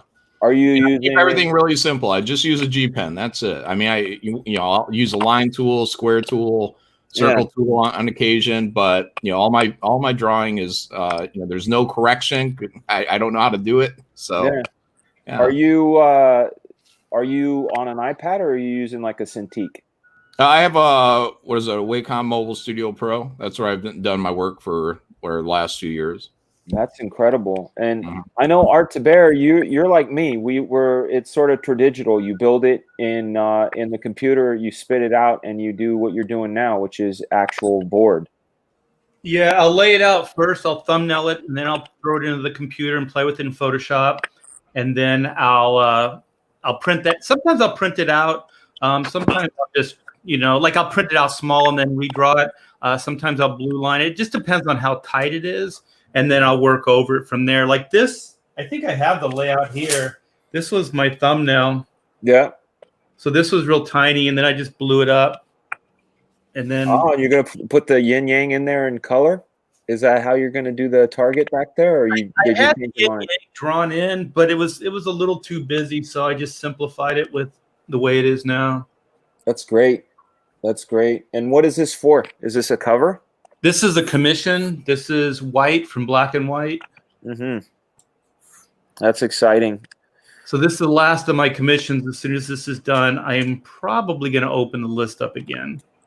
Awesome. Alfred Ortiz became a new member. Thank you so much. Hopefully you, by the end of this month, we're going to be uploading some high-res desktop wallpapers for your membership. If you're at the mid grade, we will be setting up a members only Q&A, and if you're at the high end, we'll be getting stickers out, brand new Black Flag stickers. Not just Black Flag. This channel isn't just Black Flag. This channel is all about art and the creation of art. And not you, Art to Bear. You know, that's what I thought. Somebody earlier had said the reason that they call it art is because of Art to Bear. So we're in the presence of greatness. Monstrositus, I want you to show us what you're going to show us, and then I'm gonna bring my older brother in. Don't worry, John. The bacon's over. Bacon is over. Bacon wars have ended. Bacon is over, and I want to talk about your next project too, John. The one. But I want a BLT, man. Yeah. Oh, BLT, yes. So do I. Monstrositus, I'm gonna share your screen right now. What is this guy? Tell me this about is this the character. deformity. I just named him not too long ago. I was trying to pick a fight with John Malin, and so I came. This is a character I created back in the 80s, 83, and he was based on The Prophecy, a movie with a giant bear. With Talia Shire and Rocky's wife and Amanda Santi. And so this was the original, and this was my image of him fighting the graveyard shift. Nice. I have to finish it. In the back, I was gonna have Dracula either pinned up with cables, because he was either going to have psionic abilities. He was once a professor who was injured in a colleague's experiment, and he was he was deformed and changed, and the colleague, in an attempt to escape his rage, burned him with the acid, and that's where he got the face from. And so, but the guy didn't escape, and we managed to capture him and keep him away for years. Until I appreciate his lack of eyebrows. That's diversity. That's not forced diversity. That's not diversity. That's not lack of eyebrows. That's eyebrow challenged. I thought that was Goldberg. So that was one, and then I have the ferret character I created years ago. He's sweet, dude. I love him. And this was the updated version I was working on my show on Saturdays called Story Time. Yeah. So yeah, I gotta finish it. I was just working on it before I came on. That's awesome, man. I like that ferret character. He's a slinky looking dude. Yeah, I was yo was talking about how Salamandroid had that long body, and I created this guy a long time ago because of a space comic book that they had a snake dude in as the leader, and he had arms but no legs, and he had like a spacesuit on the top part of his body, and it was just Legion. Was that Alien Legion? I think so. I think that's right. That's right. I just couldn't remember the name of it. It was a book. Yeah. Larry Stroman, Frank Scirocco. Okay. Yeah. So that's why I created him. I wanted a guy with a long body. Yeah. Well, dude, thank you so much for sharing. We might have a stream later on tonight. I'm going to be on comicbook.net tonight at 7. I've got another stream to pop in on at 8. Talking comics, talking Black Flag. But thank you so much for joining. I'm going to be bringing my older brother. Thanks again for letting me come in and share. Always, and it's a great thing to be part of Comicscape. Thank you, yeah, sir. Have a great one, Monster. You have a good one, man. Good, man. So, ladies and gentlemen, we're going to bring in my brother. He's the one that introduced me to comic collection. I know it's Malin. I'm sorry, man. It's another Frega. We've been infected by the Fregas. Now, Pop, tell us where Frega came from. Where is it? Where is our lineage? Is that a Portuguese thing? It is Portuguese, actually. Your great-grandfather and grandmother came from the Azore Islands, an island called São Miguel. Yeah, São Miguel. I thought it was La Flores. one of our wonderful compadres is a girl named Anna. She goes by that Star Wars girl. She's Portuguese, and I was trying to explain to her that I thought we came from La Flores, but you said it's what's it called again? São Miguel is the island. It's a beautiful place. Actually, on the island, it's called Ponta Garza, which means Point Heron. Garza is the bird, a heron. Yeah, and they came from there. Awesome. And your great grandfather was along with his brother-in-law, were whalers, and they came into San Francisco and decided they liked it here, and they jumped ship. So actually, we're relatives from illegal aliens. Yeah, why can't we get behind whale meat like we do bacon? Can we? I've never had it. Is it good? They're a protected species. Sorry. Oh, that's blubber. We can fix that. We can fix that. It's called blubber. They need to rebrand the name. They should. If they rebranded it to like Jasal or something like that, something flavory sounding. Because I'm all in when it comes to animal fat. I will cook things in animal fat as much as I can. Mr. Fraggle Rock, the dude down here, not this one. This is one of those things. It's everybody my whole life has always called me Frega. Hey, Frega. But whenever I go home and we hear, hey, Frega, they call all of us that. So you hear about 5 or 6 what's all at the same time. What'd it be? Yeah. What are you up to, Rob? What are you doing today? Staying sober right now. Are you hungover from last night? No. It wasn't that bad. I was feeling a little soft, obviously, but yeah. No, I. Cecil said he can outdrink you, though. Oh, there's no. I noticed you're in the dark, Rob. You know, you're hiding something. He's hiding his bald head. Hey, Dan, is this the same brother that restored that car? This is. It is. Oh my gosh, that car looks gorgeous, dude. You're doing a great job. He did. Thank you. I can take a little credit for it. Did you see the yellow willies? That was his uncle. Oh God, my mind went gone. Uncle Mark's car. We were talking about I think you were talking about the video last night. The Camaro. It was your mom. They had a Camaro, right? and the yellow willies was in the same garage. Where did you guys buy that car, Dad? The Camaro. I was just talking to Rob. I can remember some things. It's weird in life. You'll find out as you get older. I can remember exactly where we were. A lot of the conversation. It was a Chevy dealer on Broadway in Oakland, and your mom and I walked into that, and it was on the showroom floor, and we both went, "Oh yeah!" So we had to have that car.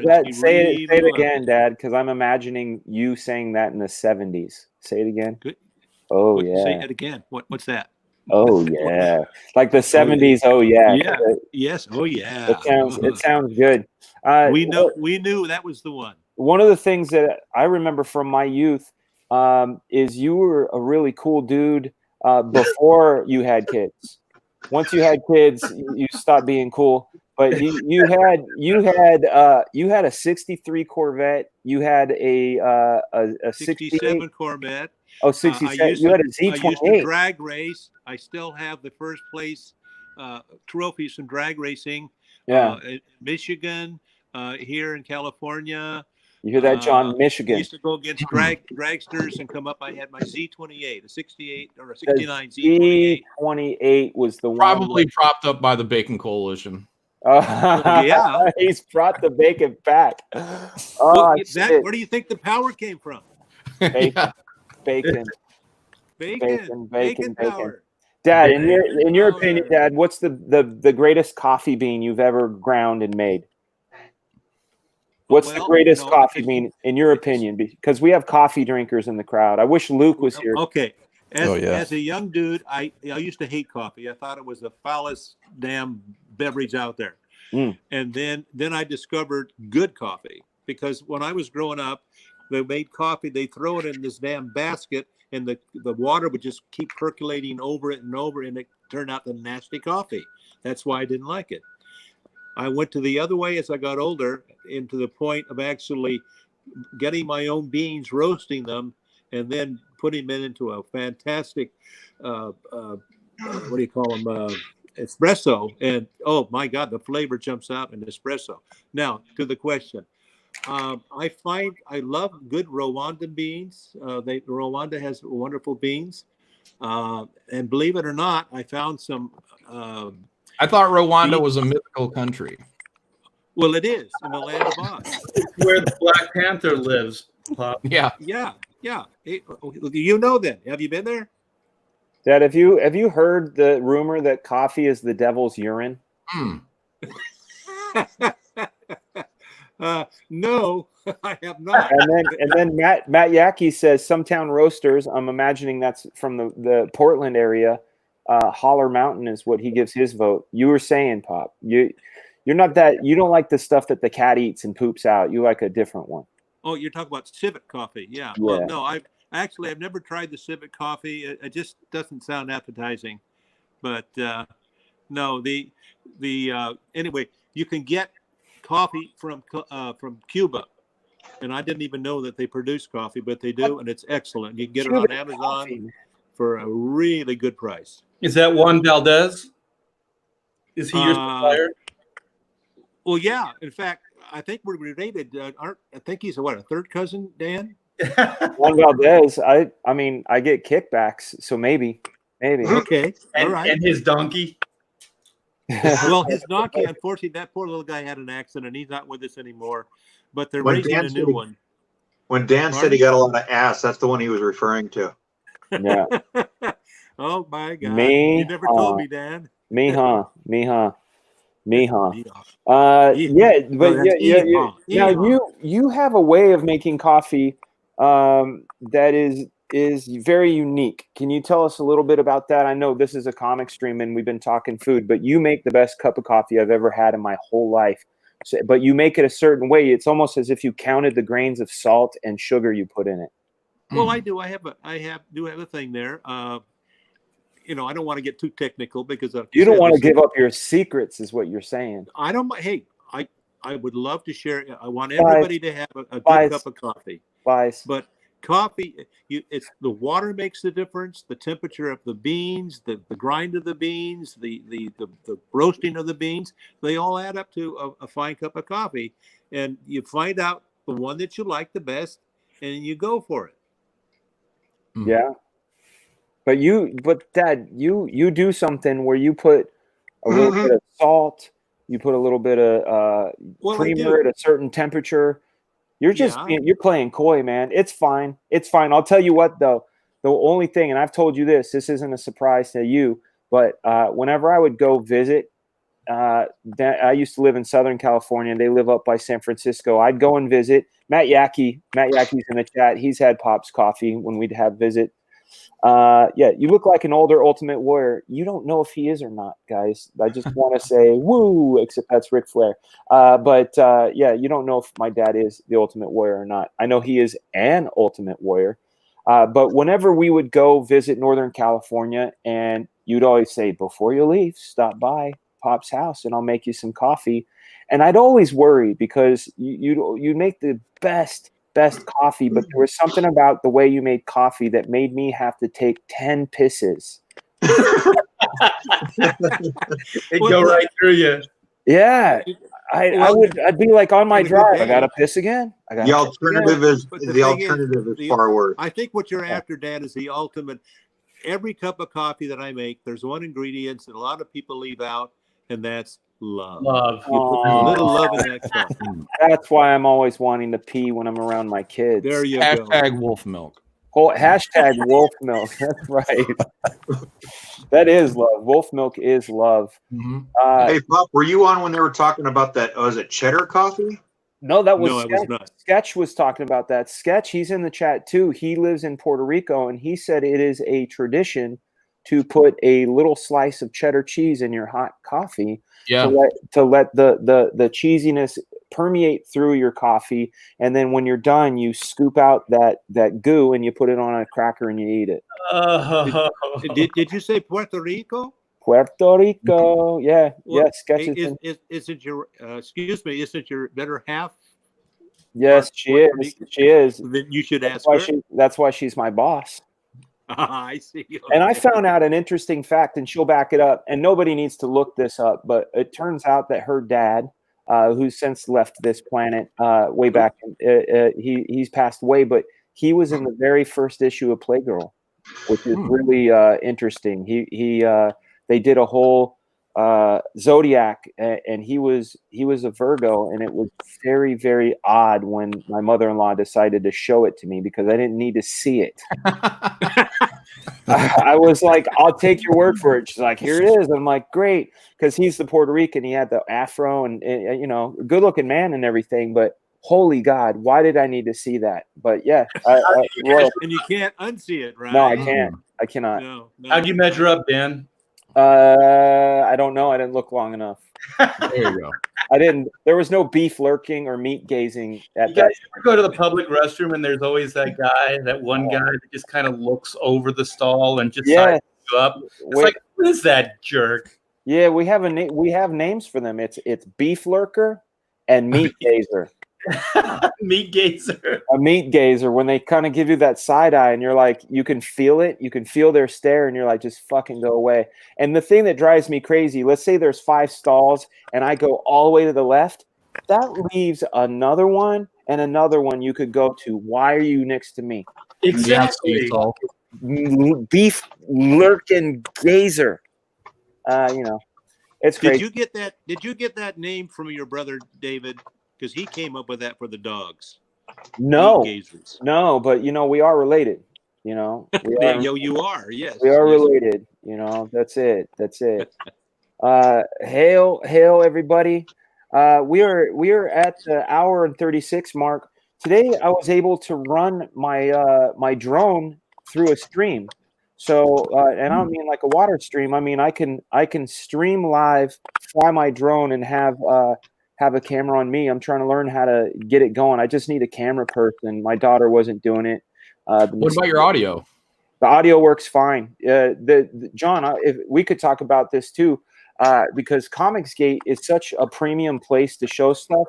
And I remember when Comicsgate was using Google Hangouts. Mm-hmm.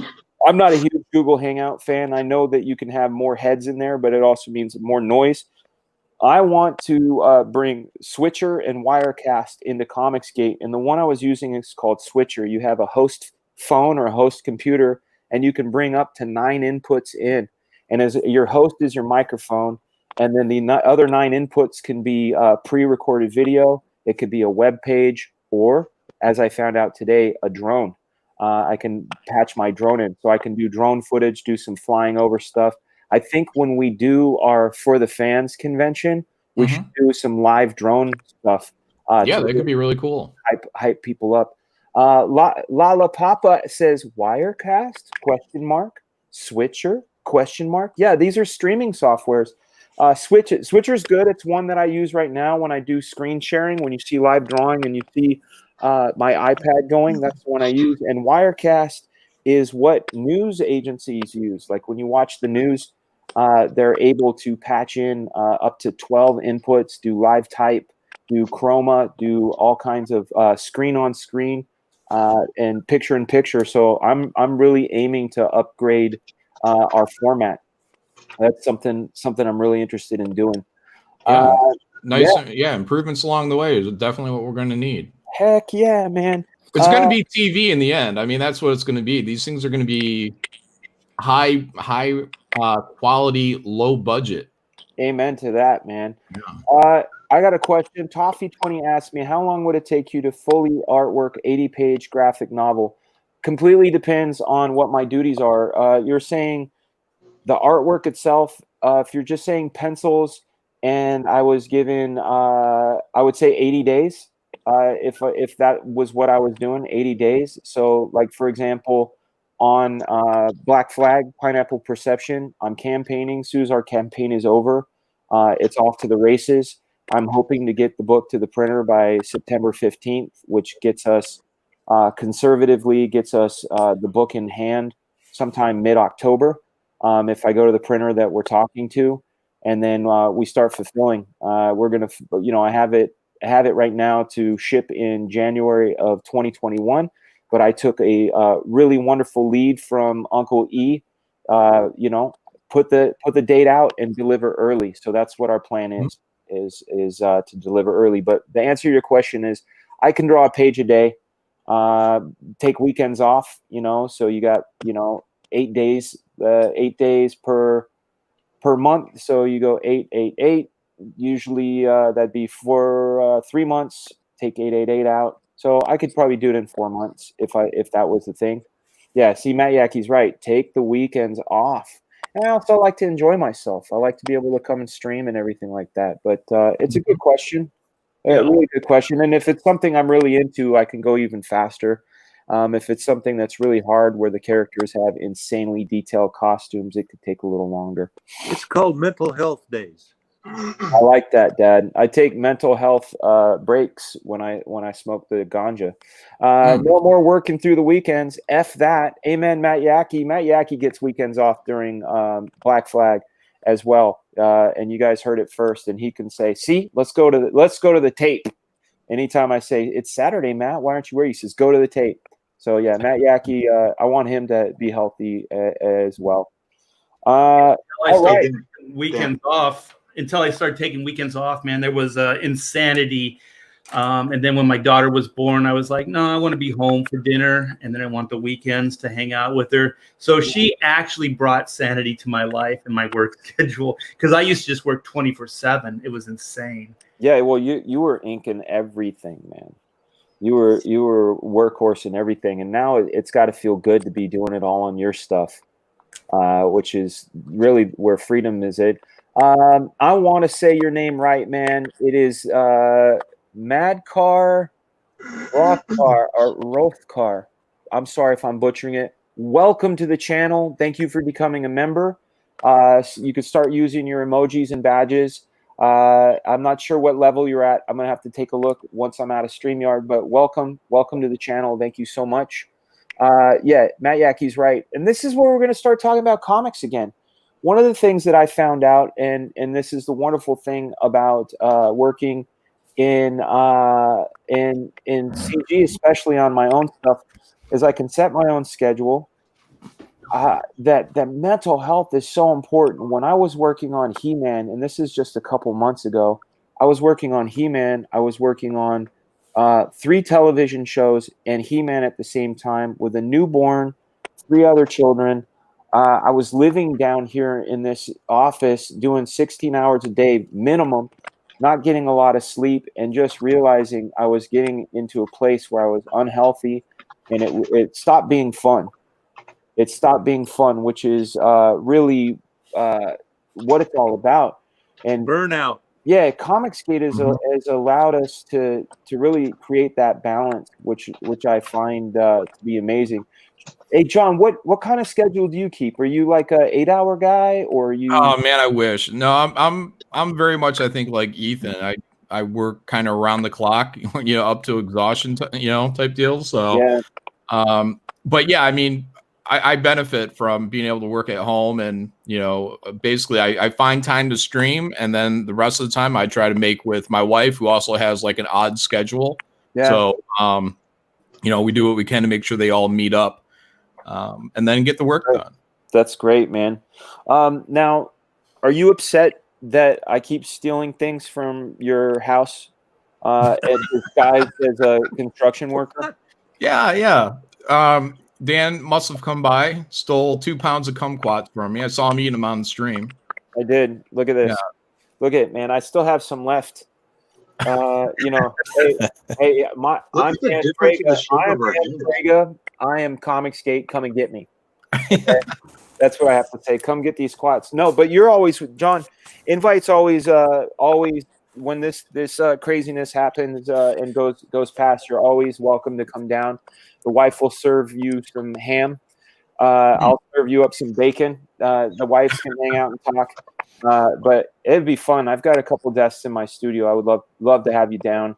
And I feel it's mostly guilt. I did fuck your mailbox up and hold it up with a stick. There's a stick holding my freaking door on my mailbox right now. Yeah, that's my bad. Anger is a weird thing. I appreciate that. Once you knocked it off, you took the time to kind of fix it for me. Kinda. Yeah, I'm a bad friend.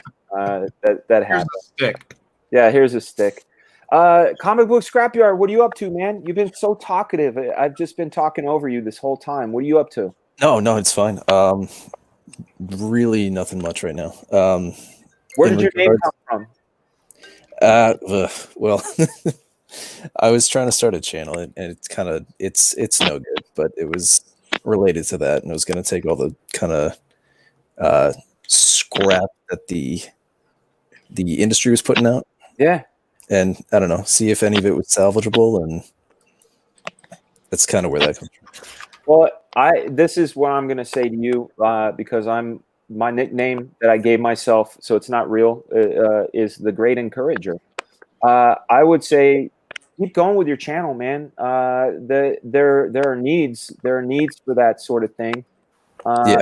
Looks like Malin dropped out. There are needs for that sort of thing, and get out there, man. Get out there. So yeah, that's what I want to do, but now with the industry having kind of fallen apart, the focus is probably going to shift to like CG stuff. I want to really kind of review Comicsgate stuff because I back almost everything, so I've got tons of CG books coming in. Well, let's just back up for a minute. The comic book industry is falling apart, but Comicsgate is not. We're not. Exactly. Yeah. Not. And the thing is there's a lot of reasons for that I think about a lot. Number one, we prioritize the fan. We don't alienate the fans by telling them if you voted for so and so, or if you have this preference, or if you don't like this, you're this and that. We don't do that because we love our fans. Our fans are uniquely part of our group. Also, there's what happens with monopolies like Diamond Comics. When you're a monopoly and you're the only guy in town that distributes comics, and you go down, everybody goes down. So that should never have been allowed. Back in the day when I started, there were probably 15, 16 distributors. I remember Heroes. I remember Capital, obviously Diamond, Frank's. There were a bunch. And when it became one, when there was one place that you could get it, that's a problem. Number three, the content that has been put out in the last 5 years, with the exception of a few, because I like Sean Gordon Murphy's work. I like anything that Ryan Stegman draws, anything that Kyle Holtz draws. But for the most part, garbage, and that just is a formula for failure. Whereas Comicsgate seems like a formula for winning, and we're still here. Absolutely, we're still here. Rob Willis, holy crap! Oh my god, yeah, dude. you guys, his art's ridiculous. Here, I'm gonna for the unindoctrinated. Let me find it. It's right here. Let me pull out my Rob Willis page. I have an original Rob Willis page in my portfolio. Why do I have it, you may ask? I have it because Rob Willis gave it to me. And it's not here. Where is it? Somebody stole my Rob Willis page. Bring it back. I don't know where it is. That's 7 to Eternity. Darn it. I got to find it. I don't know where it went. It used to be in my portfolio here. Let's see. It's in here. But yeah, Rob Willis, as I told him, my nickname for him is Mr. Future. He is really the future. He goes in, he goes hard, and he makes the kind of comics I want to make, and he fuels me. And that, to me, that's really what it's about. When we all want to do more of what we do. Actually, I don't know where that thing went. I know it's around. I've been moving a bunch of shit around in my my office, and I'm sure it's in here somewhere. That makes me sad that I can't show it off right now. But yeah, Rob is the man. Man, Rob Willis should be a household name for like comic fans. It will be. Come August. I mean, the people that know because we have a good sort of sneaking suspicion about things. Yeah. We go, hey, and we hey there. Oh, here it is. I got it. we know because we have our fingers on the pulse. But the rest of the world will find out in August when Shinobi Sasquatch. You guys, if people in the chat, the 194 of you guys watching, look at this. You're about to, Lala Papa. I'm gonna full screen my screen so you guys can get an eyeful of this wonderful artwork. This was a page that was given to me by Rob Willis last month when I visited in Miami. Look at this. And guys, this is the other thing you need to know about Rob Willis is that this is the first comic he's ever drawn. Wow. Okay? This is his debut work.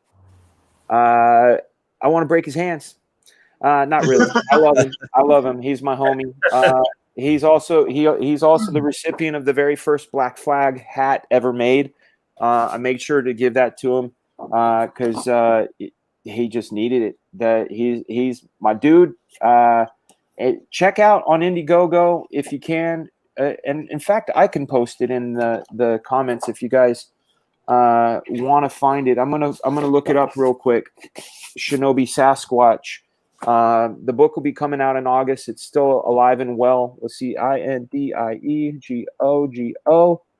Shinobi Sasquatch. There we are. I am going to grab it. We are going to grab that link. We're also going to look at it too. So, Michael Green, you are so fast. You are so fast. Look at that. I don't even have to post it, man. But let's take a look. Let's take a look at Shinobi Sasquatch real quick. Let me do a copy. I got to go into this tab. I'm learning. We're in Chrome right now, so it's going to work a lot better. Here we go. Adding it to the stream. Shinobi Sasquatch. Let's go through. I'm going to make this full screen. We're going to go through and take a look at how beautiful this book looks. Look at that. That came from the page that I own. Wow. And here's some more. Here's some more with a crazy clown. Look at that. That's from the cover. Here's some of it in color. Here's another page. I have the pencils of that page. So they are in demand right now. They're at $69,000 with 1,327 backers. I'm envious of their backer count. I hope to get there one day. But you need to just check out this art. Like, let me click on this perk. Hopefully, when I go get this perk, it'll open it up. It doesn't. It wants my information. I've already backed this book. I recommend you guys too. Look at this cover. It's great stuff. Look at that. Stunning work. Again, this is his first comic, guys. Definitely get it. Definitely. Hey, yeah, I got a Shinobi Sasquatch page as well. But now I have to envy you because yours is so much better. I got to take my pick. That's the thing is I got to take my pick. I got to see him in person, and we hung out in Miami. And I was flipping through, and he's like, "Hey, you can have one if you want." I was like, "Oh my god!" And there was one. Let me open up the thing again. There was one in here that he would. Okay, here's my page. Right, this is it in color. The one that I was offered, another one I was offered was this one, and he was super shocked that I picked the one I did. He's like, "You don't want the one? This is a big moment. Look at there's Shinobi full, almost full page walking towards you, looking badass." And I said, "Nah, man." I said, "I get that this is more of a quote unquote money page, and maybe collectors would want this one more, but this one." The one I grabbed has so much going on artistically. With this figure, with the wolf, you got the girl figure, you got the tree, you got the fire, all of the caustic effects, the lighting effects in the forest. You got big figure, little figure. It was kind of like a little master class in Rob Willis's work. Right, and there's some close-ups, so you get a real good shot of the hatching. So usually you don't put that much hatching on the smaller figures, even though Rob does quite a bit. He sure does. The bigger ones, you get to really show off that that dynamic hatch work that he does. Right. Yeah, no, he's incredible. Looks like Pop bounced. I don't know if he got a call. I'm not sure what happened to Pop.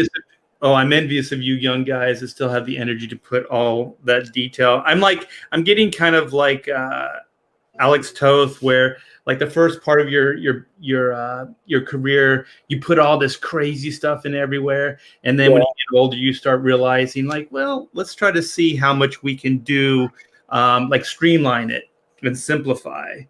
I get that. I admire that. Like I'm a big Toth fan. I love Mike Mignola. There's like Sean Gordon Murphy has this line economy that I'm jealous of. The problem is Neil Adams was right. That's the problem. When I was 15 years old and I showed Neil Adams my stuff, his words were, "You look like you're jacking off while you're drawing," and what he meant by that, and it could mean all of the above, right? It could mean that I'm really just working one out, but really what it is I love detail so much that I'm getting myself off while I'm doing it. Like it's so much fun to go in and do all the little noodlings and stuff that, there've been a few times where I feel like, look what you've done. Look what you've done to yourself. You can't get up for another 12 hours, you stupid fuck. You could have just done it like this. And, but then again, I go, nope. All of my, and Kyle Holtz and I had this conversation. All of our favorite books, I can't speak for anybody else but myself here, but all of my favorite books, whether it's the G.I. Joe Annual by Golden, whether it's the Doctor Strange by Golden, whether it's the Avengers Annual by Golden, whether it's the Art Adams Asgardian War series, every one of those has they're at their maximum powers on every page. And I feel like if I want somebody to pick up my book in 20 years and say, yo, this is the shit, I have to do it now. I have to put in that work now. As tired as I am, sometimes when I want to go to sleep or whatever, those are the times I stay in. Is because I want to have that book that has people looking at it in 20 years. Right. I didn't mean to seem like that I don't put the work in. Oh, I know you do. It's more like just the structure of things that I'm really fascinated with, the composition of things, the dynamics of stuff, storytelling, character, and proportion and form, where it used to be about like all the window dressing, you know what I mean? Like the crazy hatching everywhere. And so a lot of times, you would dazzle them with BS, over like bad structure, stuff like that. So, and where I get off on the detail now is just detail, like these grenades. The pouches. Yeah, like get into detail, like structure detail, not like hatching detail per se. Right. But then you see all this hatching here. Yeah, I'm not. That's the thing is, I've never really been a hatcher. I'm more of a stuff guy. Like even the way I design costumes, I cover it with stuff. And I'm with you on that. Like when I mention guys like Michael Golden, you'll notice as much as I love Todd was sort of detail candy, right? Like the structure sometimes is a little wonk. But Michael Golden, that stuff, man, that don't budge. That is full goodness all the way. Best of both, yeah, definitely. Yeah, full goodness all the way. I'm gonna post our link back in the chat. I know Pop Frega wants to come back. Malin had a phone call. I just got his thing in the private chat. It wasn't the bacon. I know the bacon stuff will make a man either happy or in John's case angry. And I think what he's doing after I admitted that I've been stealing his quats and fucking his mailbox up, he's getting a Nest. He's on Amazon right now getting a Nest. He's having it installed on his door. I've already hacked. I don't know if you know, but I've hacked it already. So I can, like Mission Impossible style, put docile images of the construction outside of his house. You know? Cool. I think secretly he went to go get some bacon. I think all that bacon talk, yeah, under his skin, and then he's like, I need bacon, because that's what I'm doing for lunch. Welcome, Sketch. I just wanted to hang out with you guys. You know, if someone needs to come in, I'll pop off. I just want to say hi and congratulations. Thank you, sir. You got an AC going in there? Oh, let me turn that off. No, don't turn it off, man. I like it. Hey, Dan, I'm gonna go. I am gonna go get some bacon. I wasn't kidding. I'm gonna go have lunch with my wife. So I just wanted to come by and congratulate you on the crazy success of Black Flag. Simply, I saw the exhale. Oh, darn it! Simply amazing, my friend. Thank you, dude. Thank you so much, and thank you for your support. I see you sharing out there, letting the world know, dude. Thank you for coming in on the stream and everything, dude. Hey, no problem. Have a great lunch. Have a great lunch. Say hi to the missus for me. I will. Everybody in the chat, back the book. Thank you, sir. All right, be good, man. Hail, Monsieur Thibert. Excellent. I know he's got a little bit of the French roots, so you know. Yeah. Monsieur Hey, John Thibert. Carter, come on, man. Come on. You need to come on in, dude. Definitely do. I know you and my brother Rob were talking in the chat. You guys can talk in real person. 99 backers to get to 1,000. Let's just check in. Let's check in on the campaign and see where we're at. We might still be in the same spot that we were before. No, we are 98 backers away. We're 98 backers away from the wonderful 1,000 backers that we're aiming for. And when we hit that 1,000 backers, we are going to have bacon extravaganza. And Like a carnivore summit, right? Like a big old carnivore summit. Yeah. And Frega Snaps 23. He's in the house. Who's Frega Snaps? Is that Billy? That's Billy. I thought he was Frega Pal. Or no, Frega Pal. Nope. It's Sparkle Snap Bang Boom. Who's Bang? Is that Jason? Yep. Okay, that's what it is. And Harrison is Pow, and Lily Bell is Frega B. There you go. Yeah. Yeah, John Carter, you're welcome on in, man. I'm gonna post this link in one more time, but I was just talking to him about that movie. I enjoyed it. I thought the marketing was a failure. I discovered it later. Yeah, we are multiplying daily. Well, my brother and I, my two of my brothers, the other two that have kids, both Robert and David, we've been blessed with daughters, man. We were cursed for a while of no, they were nothing but boys. My dad had nothing but boys, you know, and when Rob had his first child, boy, and then David, my brother David had a boy, and we're like, great, more boys, more wieners everywhere. Great. Thank you, Art. Thank you again, man. I don't think armpit smell. Yeah, exactly. I don't think Andy's going to come in the stream. He doesn't like going on camera, which is the thing. Uncanny Kodiak. What's up? Look at that. Up, you guys. I'm going to big screen you, bro. Look at that background back there. What is happening? Got me some frag up there behind my guitar. That's awesome, dude. You got a good collection. I'm working on it. I get lazy Fantastic. and put stuff up there. What are you up to? What are you up to today, my friend? It's Tuesday afternoon. Oh man, trying to procrastinate drawing. Get to that? Do you ever get to that thing where you're like, I gotta draw today, and I want to draw, but just the drive just isn't there. Like the drive is there, but you're just not doing it. Everything you seem to do is crap. I have the secret, man. I have the secret.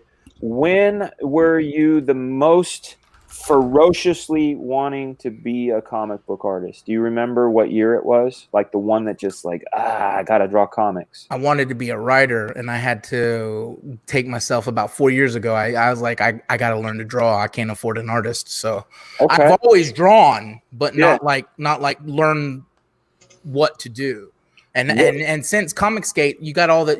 Another thing we get free, Sketch was mentioned the other day that when we're backing products and stuff and projects and stuff, we're also putting in, because we realize we get free entertainment through streams and stuff like that. So we're doing all that stuff.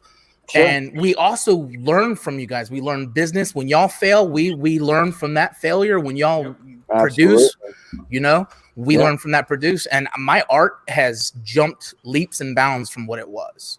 Who makes you want to draw the most? Like when right now, Todd. Right now, for some reason, I'm good flashing back. What you need to do, Joe King is in here. Not joking, but Joe King.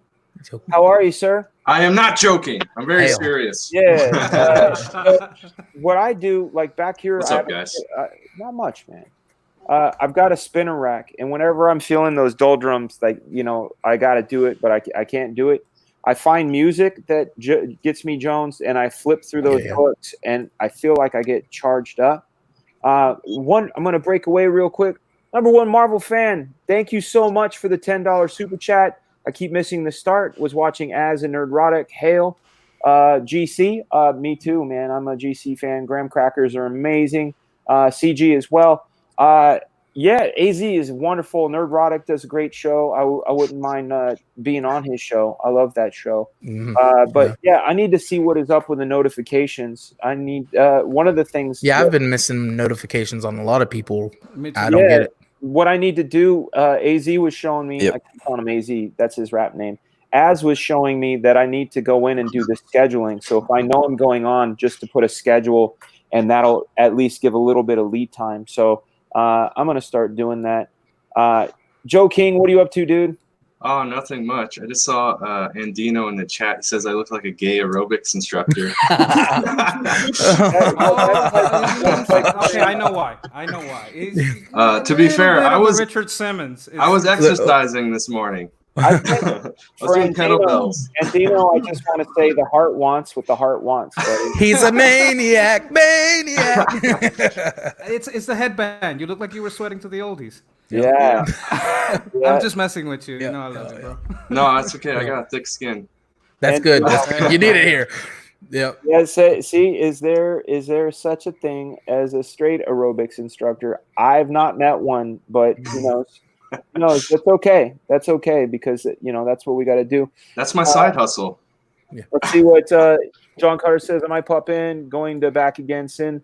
The others, when they come in to send it to Fort Hood, wherever he may be, the Army loves Frege, and Frege loves the military, the Army as well. I love you guys. You guys put in that hard work and take care of us and make sure we're able to do our thing. So big love back, man.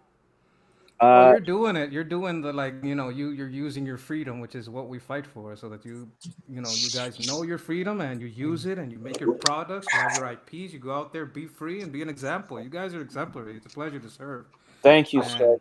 You guys make it worth it. Thank you very much. What are you up to, Robert Frege? Chilling. Warm day over here. What did you have for lunch? Did you have lunch yet? No, I look like a ninja. Negative. Nice. Nice. You know what? I had something today for the first time in a very. Can you guess what it was after last night's stream? Bacon? Well, I know you were talking about mac and cheese, but that was. No, it's something that I haven't had in a long time. Even though the Black Flag comics are soaked in it, and it wasn't titty milk. Mountain Dew. Yes. I had Mountain Dew at lunch today. I only had 2 sips. Harrison killed the rest. But man, I remember what I loved about it. I was like, once it hits your lips, I got all like, give me that can, and I pushed them down. It's so easy to drink. I could put one down in about 10 seconds without even just stopping. Done. That's pretty hardcore. Yeah, I heard in certain parts of the country they give it to babies. Dang. I want the reverse. I always said, wouldn't it be great if there was a safe tranquilizer you can give your children? Melatonin. Melatonin works. We do that. You know what? Uncanny Kodiak, we actually give the older kids. They like to take it. He knows. Hey, tell Uncle Rob's right there. Tell him what you drank at lunch today. Mountain Dew. Yeah, what's up? Awesome. He caught himself a bug. It's a beetle. It's a beetle. He caught a beetle and put it in there. You want to say into a glass? You have Beetlejuice. Just don't say it 3 times. Yeah, Beetlejuice 3 times. All right. Are they remaking that? I hope not. Yes. Okay. I think no, it's I should hold it, Dad. Hold on. the He's gonna sequel. hold it. The sequel. Oh, I hope they make the sequel. Yeah, dude. it's Michael Keaton. Oh, They're good. filming it or something. Yeah, he's coming back. We got comic book scrapyard house. We got your What's going on, buddy? in the house. We got Joseph King in the house. We got Hey. Kodiak and the man of the hour, the man of honor, sketch therapy in the house. Hey, Fragasso. This is Frega Powell. What do you guys say? Hi. Man, you smell like little kids have a funk, especially when they play outside. Yeah. Tell me about it. He could have just told me. He could have said, "Dad, I've just been upstairs watching TV," and I'd say, "Liar!" All right. You can. How many kids you have? 4. 4. I beat you by 1. Holy smokes, dude. Yeah, I was begging the doctor for his scissors. I was like, "Hey, the last one was an accident." I got it done in November. Yep. Because the same reason, man. Yeah. And I'm happy. I'm happy. They're happy. They're not mistakes. Because I don't know. Happy accidents. It's like Bob Ross. Yeah. You know. Hey, can you have your sister make me a coffee? Not Sammy, but Belle. But Sammy can't make it. Dan, you probably got me in trouble. You showed that page, and I was under do not back any more projects. My wife's like, you've done like 10 in the past month. Yeah. Don't back anymore. And I seen that Sasquatch page, and I'm like, nope. Yeah. I want that. I want that now. I'm going to show you guys one more thing here in the chat, and in the panel too. This is something I bought before. I bought it before I was graced the page, but this is an unfinished Rob Willis page, and the thing not again. Fantastic. I love his art. I asked him. I said, dude, why didn't you finish this? And he said, I don't remember. But look at this. These are the pencils. These are the pencils to a page that he decided that he wasn't going to finish. And some of the inks and everything too. Like the guy is just a genius. Oh my I like his anatomy. I wish I could draw like that. Yeah. Yeah, well, so do I. To be straight up honest, Sketch, so do I. I'm envious of your skill. Yeah. I'm happy I get to draw the way I get to. Every now and then, I don't know if you guys have ever had this, and it might just be that I've taken drugs before, but every now and then I'm able to kind of step outside of myself and go, holy shit, I get to, like, if I'm a soul inside of a meat puppet, I get to pilot the Dan Frega ship today. Like I actually get excited. Like I forget, like, dude, I know how to draw. I get to do this. Like I step out of myself and I get so fucking excited that I'm able to do it. And I'm thankful that people are there to accept it and like it as well. You know? I need 2 things. First, I need to smoke weed with Dan Frega, and then I need a shirt that says "I smoked weed with Dan Frega." We'll do it. You know. Yeah, man. I'll tell you guys a funny story, and this is the secret to everything, guys. Right here. Draw every day. But okay, so my friend Ray, we like to say that he had the golden microphone, and we're talking about his penis, by the way. Ray, my friend. So Ray, what does it mean when there's a mic drop? Okay, it just means he's done. Boner kill. So Ray Brady, who Rob's met, Ray, he was a session guitarist. He did stuff for different people, and one of the people he used to play for was Jessica Simpson. He also used to play for the Black Eyed Peas, and he had a girlfriend, and his girlfriend used to be on this show called Kids Incorporated. Her name was Stacy Ferguson. And when he was doing his studio session, he brought her into the Black Eyed Peas, and they loved her and signed her to the group. So that's girlfriend number 1 that he turned into a superstar, right? She turned into Fergie. So the next time around is he's doing studio stuff for, thank you, baby. You want to say hi? There's Uncle Rob. This is like the real life version of Winger's book. Yeah. So then he's doing studio, and he's also the on-stage guitarist for Jessica Simpson, and he makes friends with a young Ashley Simpson, right? and this story will have a point. I think the curse is that I'm my father's son, and he always tells the long versions. But these it'll make sense. So he convinces Ashley that she needs to become a singer, better for worse for the world, whatever. But she decides she's going to become a singer, and they end up doing the Tonight Show. Now, when I used to live in Southern California, one of my brothers, he's not present, and I'm not going to name names, but one of my brothers went to school with this guy who ran a weed farm up in Humboldt. So what I used to do is drive up there, get a pound of bud, and drive it back down to Southern California. Well, Matt Yackey remembers this. Matt Yackey's part of this story, by the way. He was there. What up, Bro Hawk? By the way, Bud, it means Bud Light, so no one is confused. Hey, it's legal in California where it happened. So, so I'm on the drive back. For those for those of us not in California. Yeah. So he's not Jude. The drummer is responsible for the SNL. The drummer Chris Fox pressed the wrong button, and that's his fault.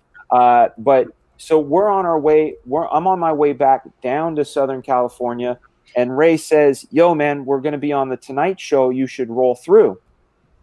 I said, "Cool." I get down to the NBC studios, and he said, "Dude, you won't believe who the other guest is." I said, "Who?" He says, "It's Snoop Dogg." I'm like, oh my God, this is amazing. Snoop Dogg. I want to meet him. So I go and I shake his hand. Matt Yackey's there already. I shake his hand and I said, "Oh shit, Snoop, if I knew I was going to meet you, I wouldn't have left," because I got some hash too. "I wouldn't have left the hash in the car." And he said, "It ain't going to do you no good in your car now, will it?" And I went, "Oh, that's a good Snoop." Yeah, I go, "Oh, copy that, man. Copy that." And so I ran to the studio lot. I went into the car. I grabbed a few nugs of the good stuff. I grabbed some of the hash. I went back. Snoop has a guy who's on his employ. His only job is to roll joints. His only job. He pays this guy. I mean, what a fantastic job. So this guy. Yeah, so this guy's rolling weed. We start smoking. Jay Leno comes in. I wish Matt Yackey was in the chat.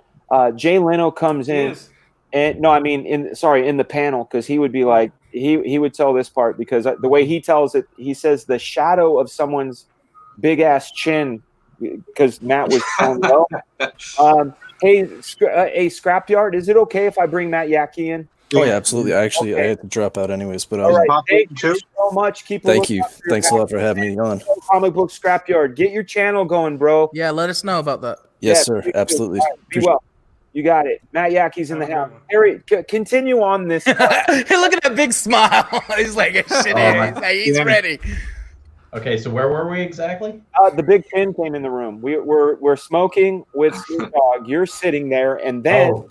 Yeah, I'm sitting on the floor, right. So you walk in the door, and I'm sitting right on the floor next to the door. Snoop's to my left, and then there's the dude rolling joints on the couch, and then all of everybody else that was there, whoever you guys were. I barely remember now. And yeah, I'm sitting there, and I'm passing the joint to Snoop, and the door swings open, and I look up. And I'm baked at this point. And I look up, and it's just Denim and a huge chin standing right above me. He's like, "Oh, hey guys, what's going on?" It was Jay Leno came in to talk to everybody. And yeah, it was kind of frightening. This is the part that I have to fill. Yeah. Jump in. This is the part that makes me a very happy guy. And on my weed checklist, it was I've smoked with Method Man and I've smoked with Snoop Dogg. No way. That's 2 out of 3 of the greats. I would like to smoke with Jim Brewer. I'd like to smoke with Joe Rogan. I want to smoke with Willie Nelson, John Malin. I would love to smoke. Chappelle. Yeah. Chappelle. Yeah, that's on my. Yeah. I don't even smoke, you guys, and I want to smoke with these dudes. Hey, Sketch. Is it okay if I kick you real quick? Malin's back. Absolutely. Okay. Pleasure to be here. Congratulations. Hey, let's have a good one, man. Take care. Thanks. Later, brother. I'm gonna get kicked next. Yo, Hail what up, Malin. Mr. Man? What So, up? what's Thanks, up? Sketch, for taking a bow for me. Appreciate it. No problem. What's up, Rob? I'll go ahead and bounce. If is Pop waiting too? Oh, Pop's not in there, man. You're here. You're here. So we're smoking with Snoop, and one of the things Jay says to Snoop, because this is when Snoop was on his hiatus, he says, "Yeah, that's a lot of smoke for someone who doesn't smoke weed," and we're all like laughing and stuff. So then it's about 5 minutes to curtain. And Jay goes out and he's like, "Ladies and gentlemen, Mr. Snoop Doggy Dog." And Snoop comes out. He's got his sunglasses on. And you guys can look up this appearance too. Just look up Snoop Dogg and Ashley Simpson. This is the day it happened. My silhouette was on camera too. That's right. That's right. When he's walking through the halls. Yeah, they did the commercial break leading into the commercial break before Snoop came out. They did a little camera lead in where they went down the hall to Snoop's dressing room, went into the door, and then followed him back out the door. Yeah. And I was still sitting right there by the door. Yeah. And it came in, and then they followed him out. Yeah. So he says, "Ladies and gentlemen, Mr. Snoop Doggy Dog," and Snoop comes out, and Jay, I forget what the question was. Oh, that's right. He asked him. He goes, "So how?" He says, "How is your hiatus from smoking weed going?" And Snoop goes like this. He goes, "Shit." And he couldn't talk. He couldn't talk. He goes, "Shit." And Jay looks at him, and the whole crowd's like, and then he goes, "Yo, Jay, I'm gonna need about 10, 15 minutes." They stopped the production. They stopped the production, gave Snoop 15 minutes to come down.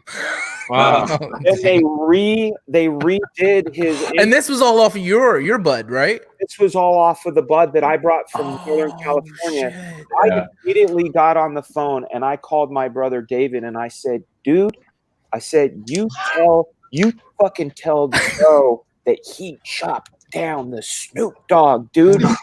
Yeah, bro. He couldn't talk. It was one of the best experiences ever. I'm gonna need 15 minutes. I'm gonna need 15 minutes. Damn it, man. The worst time for me that it's ever happened, and I know any weed smokers have had this thing. Matt Yackey has given it the name The Fear. The Fear. My wife's best friend, Carrie, her son for Mother's Day, this is Mother's Day 2009, gave his mom a 5-foot bong. Like it's 5 feet tall, right? And they were saying, who's brave enough to hit from it? And I'm always the guy that goes, "I'll do it." So I said, "I'll do it."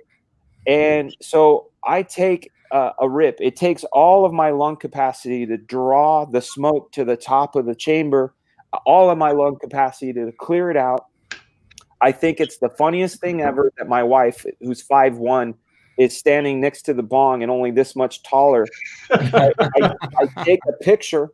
I take a picture of it, and I look at my phone. I'm about to text the picture to my buddy Josh, and I look at the keyboard, and I recognize that those are letters, but I don't know what to do with them.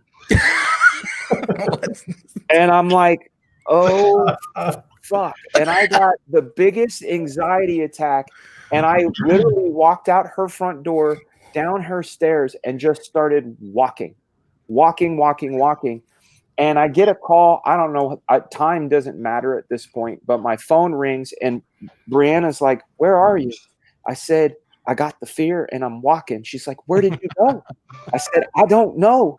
I don't know where I'm at. I think I'm on Wilshire, but I don't know." She's like, "Well, turn around and go back." And I said, "I'm not ready. I'm not ready." And I remember I walked back. I found my car. I sat in my car for another 45 minutes because I was like, "They'll judge me. They'll fucking judge me. I'm a pussy." But that was the highest I've ever gotten in my entire life. Well, and one more time, I'm not going to name names on this one because I won't, but it was Detroit Motor City Con 2018. One of my very, very close comic book friends that I've known since I was a kid We were talking about Bruce Lee. We were talking about Prince. Topic ended up getting over to some Mara Jane's, and he said, "You ever ingest it?" I said, "Yeah, I've had edibles before, of course." He said, "Well, I get this prescription." You know, I said, "Well, what's the milligrams on it?" And he goes, "I don't know, but you know, if you smoke every day, you should be fine." I said, "Okay, cool." So I take it. I'm talking to Steve Lieber in the bar. Steve Lieber, really a talented dude, and we're talking, and suddenly the whole fucking bar turns diagonal, and I go, "Oh." And my buddy who gave it to me goes, "Hey, I got to take this call." And I'm like, "Don't leave me." And I'm saying to Steve Lieber, I'm like, and I gave the best excuse I could because he's very straight laced. I don't think he would have been like, "Oh, you're really fucked up. Cool, man." I think he would have been like, "You fucking weirdo." You're like, Steve, I need about 15 minutes. No, Yeah. I said, I don't know what was in those chips I ate, but I need to go to my room. That's what I told him. I went up to my room, and I swear it was like I was in the cosmos. You know, Brohawk says he got high with Matt Wagner. I'm sure Matt Wagner probably's got good, but I want to smoke with you, Brohawk. I don't know if you guys know Dave Williams, but he is an amazing artist. He's got a comic coming out from Allegiance Arts there in Walmart. But I ended up talking to God. You know, there was a lot of the like, I'll never masturbate again. I'll never, you know, all these like deal making. Yeah, I'm there. Just You bring know? me down, and I swear to God, I'll straight edge. Yeah, I'll be fine. Yep. And then it just got really weird, like Doctor Strange weird, you know? And I woke up and I get a text from my buddy who's also a guest at the show. He said, "Where'd you go? Did I kill you?" And this is probably a good hour after I'd last seen him. "Did I kill you? I'm sorry. I did. Hope you think I didn't abandon you." And I'm like, "Oh my God, dude. Oh my God." And I saw him and I said, I don't know what that was, but I do smoke every day, and I don't know how you hang with that. And he goes, "Yeah, it was only 50 milligrams." I said, "What the fuck, man? When I have edibles, I go for 12 max. You gave me 50." And so he goes, "Okay." He goes, "Here, I've got another one for tonight. It's only half. Now that it's in your system, you'll be fine." And I was like, "Yeah, cool. Half's great." So Makes sense. Yeah, show is over. I take it. Oh yeah, check out Red Quiet Media, guys, if you can. I said, "Okay, man, that's fine. Let's do it." I don't remember anything except for waking up the next morning feeling more tired than I've ever been. Like it was tired on top of tired. Yeah, check out Brohawk there on Twitter. Check out his incredible artwork. So I said to my friend, I said, "Dude, I thought you said it was half." And he said, "I'm sorry.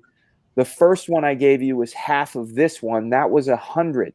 Jeez. And I said, "Dude, never again. Never again. I don't Never trust that friend again. What a terrible No, he's a good dude. He's a really good dude. He almost killed you, Dan. We need more friends like that. What is that? What is that wrestler that tries to do math? Oh man, yeah, Steiner. exactly, dude. Steiner meth. Yeah. He's Steiner meth. Yeah, but man, dude, I don't think I've ever been that out of it in my life. Like it made the 5 foot bong seem like a funny joke. That sounds like the first time I had edibles. Yeah, So I didn't know it was pot brownie. They just told me it was a brownie. Oh no! Hey, bro. And they giggled when they handed it to him. Hold on, what's up, bro? Sorry, man. I gotta bounce. Wife's losing her shit with the kids right now. Understood. I've been there, done that. Got it. Yeah, that's my duty. So I gotta go. Hopefully, I'll check you out All later right. on. Well, that opens up a spot. Nice meeting you. Yeah, nice meeting you. Good hanging with you, big bro.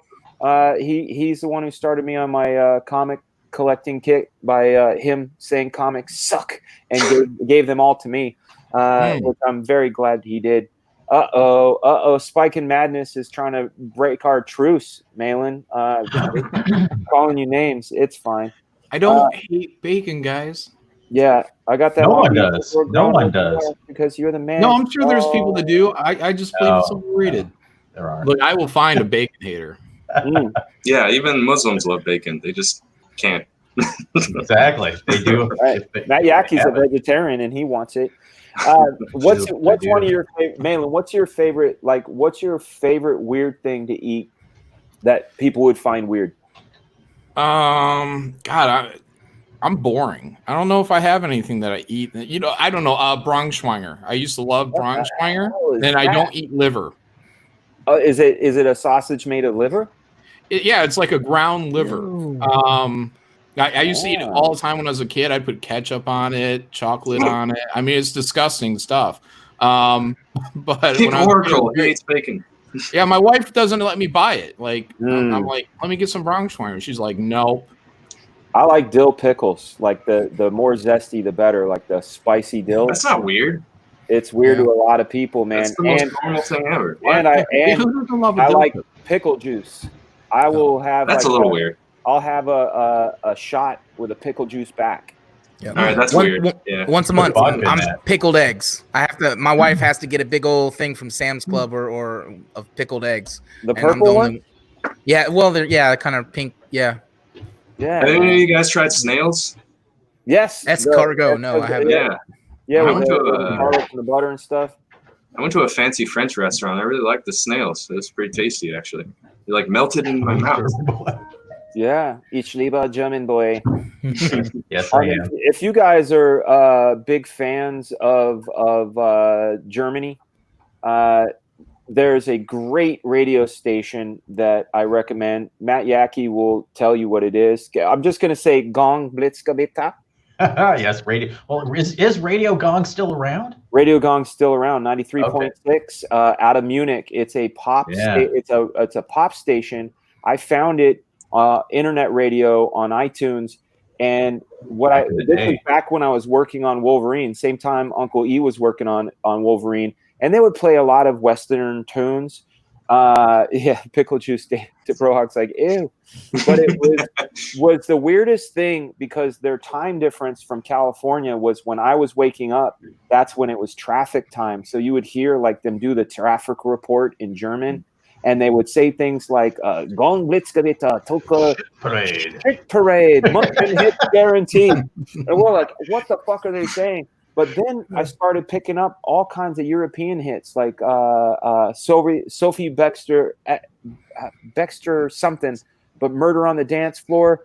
Leg Kick is in the house. What's up, guys? What up, Leg Kick? How are you, dude? Nothing much. I'm just at work and about to start at about 3 o'clock. Right now it's 1:37, so I got plenty of time. Nice, man. Very cool. Very cool. Laughing at your stories, Dan. That's pretty darn cool. I've had a very interesting life. I feel like the Forrest Gump of comics. You know, I really do.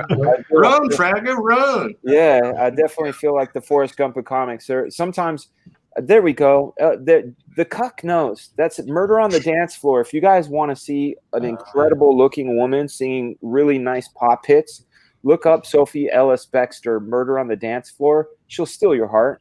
And that's from 2001. Good stuff. But so you're on your way to work. You work at, you still working at SeaTac?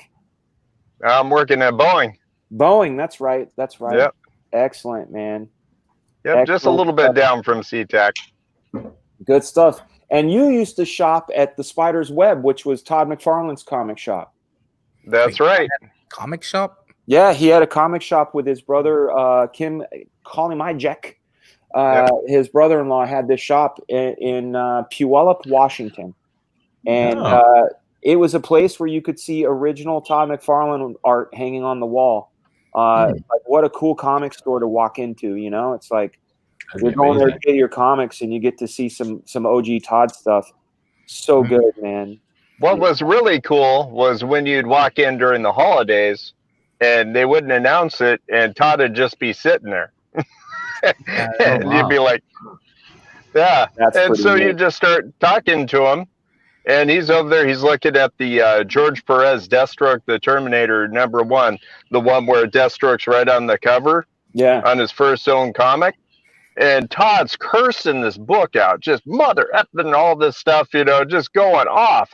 He's like, why the hell did George Perez draw this comic with him on the cover in his costume, but didn't bother to put him in the costume in the whole book? What the heck's wrong with him? And he is just angry the whole thing. It was funny. He's got points, man. Yeah. Todd's got points. He's got points. He knows what the fans want. They want the person in the costume. They want action. That's what Marvel, when Stan was running it, would always say, that's what Marvel's about, action. It's not about anything else. It's not about hurting people's feelings or worrying about them. No, it was about action, entertaining, and not talking down to their customer. Yeah, we got a super chat coming in from Buttermilk Jones, $1.99. You need to go on Nerdrotic, boom, D Frega. I would love to. You guys, the best way for that to happen is let Nerdrotic know that you want me on that channel, and I'll definitely go on there. Tonight I'm going on 2 different channels. I got one at 7 and one at 8. A lot of fun. The comicbookartist.net is the first one. Stoked to be both on YouTube? Both on YouTube, yeah, tonight. Okay, cool. When I get those links, I'll tweet them out. But going back to Todd, he has the most incredible instincts on knowing what fans want to see. Another guy with great instincts is Travis Charest. He just knows how to draw something that looks cool. He could draw the back of a fridge, and you'd go, man, that's the coolest back of a fridge I've ever seen. And then the other guy that's got really great instincts when it comes to character design is Rob Liefeld. When it comes to character design, it's cool. It's really cool that we got to. Have you seen his sketchbooks, Rob's? Oh yeah, people give him all crap for whatever reason they hate on him for, but I've seen his sketchbooks. They're just like, whoa, wow. Yeah, they're great, and he does feet. Look at that. Yeah, John's got one. John is a certified Liefeld fan. Oh hell yeah! This is one that Rob and I did. I have this at the ready because you mentioned something that I didn't hear. Let me big it up. Bam. Remember the conversation you had about Todd McFarlane about draw Thor picking his nose and he looks cool? You did Look at that, man. Oh. You did it. Oh. Yeah. And you did it exactly how Todd you did it exactly how Todd demonstrated it too, because he didn't have Thor doing this. He had him doing this. Yep. Let's take a look. Gonna get big. That's my badass Hello Kitty. Dude. Excellent stuff, right. But yeah, Rob did half. I did the other half. When was that? That's 2005. I'm about to eBay that up right now. I need to get one of those.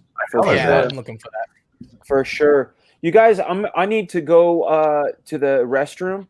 So what I'm going to do, I'm going to kick myself out for a second. I'm going to bring in our British friend. Hopefully, I'm right, Captain Chokeout. If I'm wrong and you're not British, I'm a dick. Tell John about British bacon while you're in here. I'm gonna kick myself out. You guys handle it. All right. British bacon. Hey guys. Hello. Hey, Ken. I don't like British bacon. What's your view on bacon? I love bacon, but I like American bacon better. Is bacon over promoted over there? Like, do people act like it's some godsend? It cures most things. No, I mean, I just think people that don't enjoy it are a bit odd. Nobody's right. That's just it. I know Dan is trying to convince people that I don't like bacon. I like bacon. I just don't think it's the best thing in the world. Like everyone is like, oh my god, bacon. You put bacon on everything? Maybe it's an American thing, man. That's what I'm trying to figure out. You don't have bacon ice cream sundaes? What's wrong with you? That sounds terrible. That sounds like you've been marketed to death. Bacon milkshakes? No. What's wrong with you guys? I see that in the States, so I've never seen that here. But our bacon's just like Canadian bacon, really.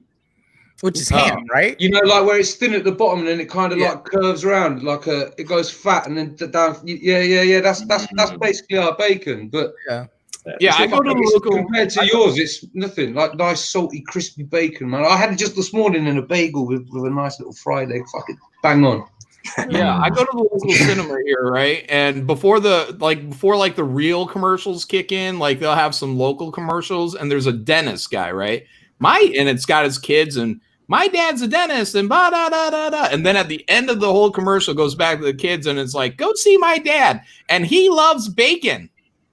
And I'm like, you shut the fuck up. So going to the cinema too early gets me triggered. Yeah, no.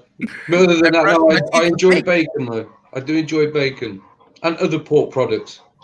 Well, there's always these fads that come out lately, like Krispy Kreme was the last one I can remember about food and how so many people like Krispy Kreme. I can tell you what, it was way too sweet for me. I couldn't take it. I would have one and I'd be like, ugh, that's enough. I thought it was kind of overrated. Yeah, I don't like them. The best donuts here in England for me, I don't know any English people in the chat. I see Jabber in there. The best donuts for me, they're like fucking 80p from Sainsbury's. It's like our Publix or Albertsons. It's like 80p.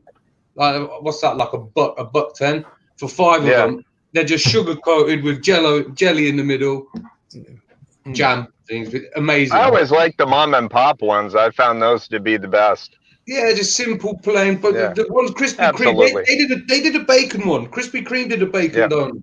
It was my God, I'm getting hungry. How dare them?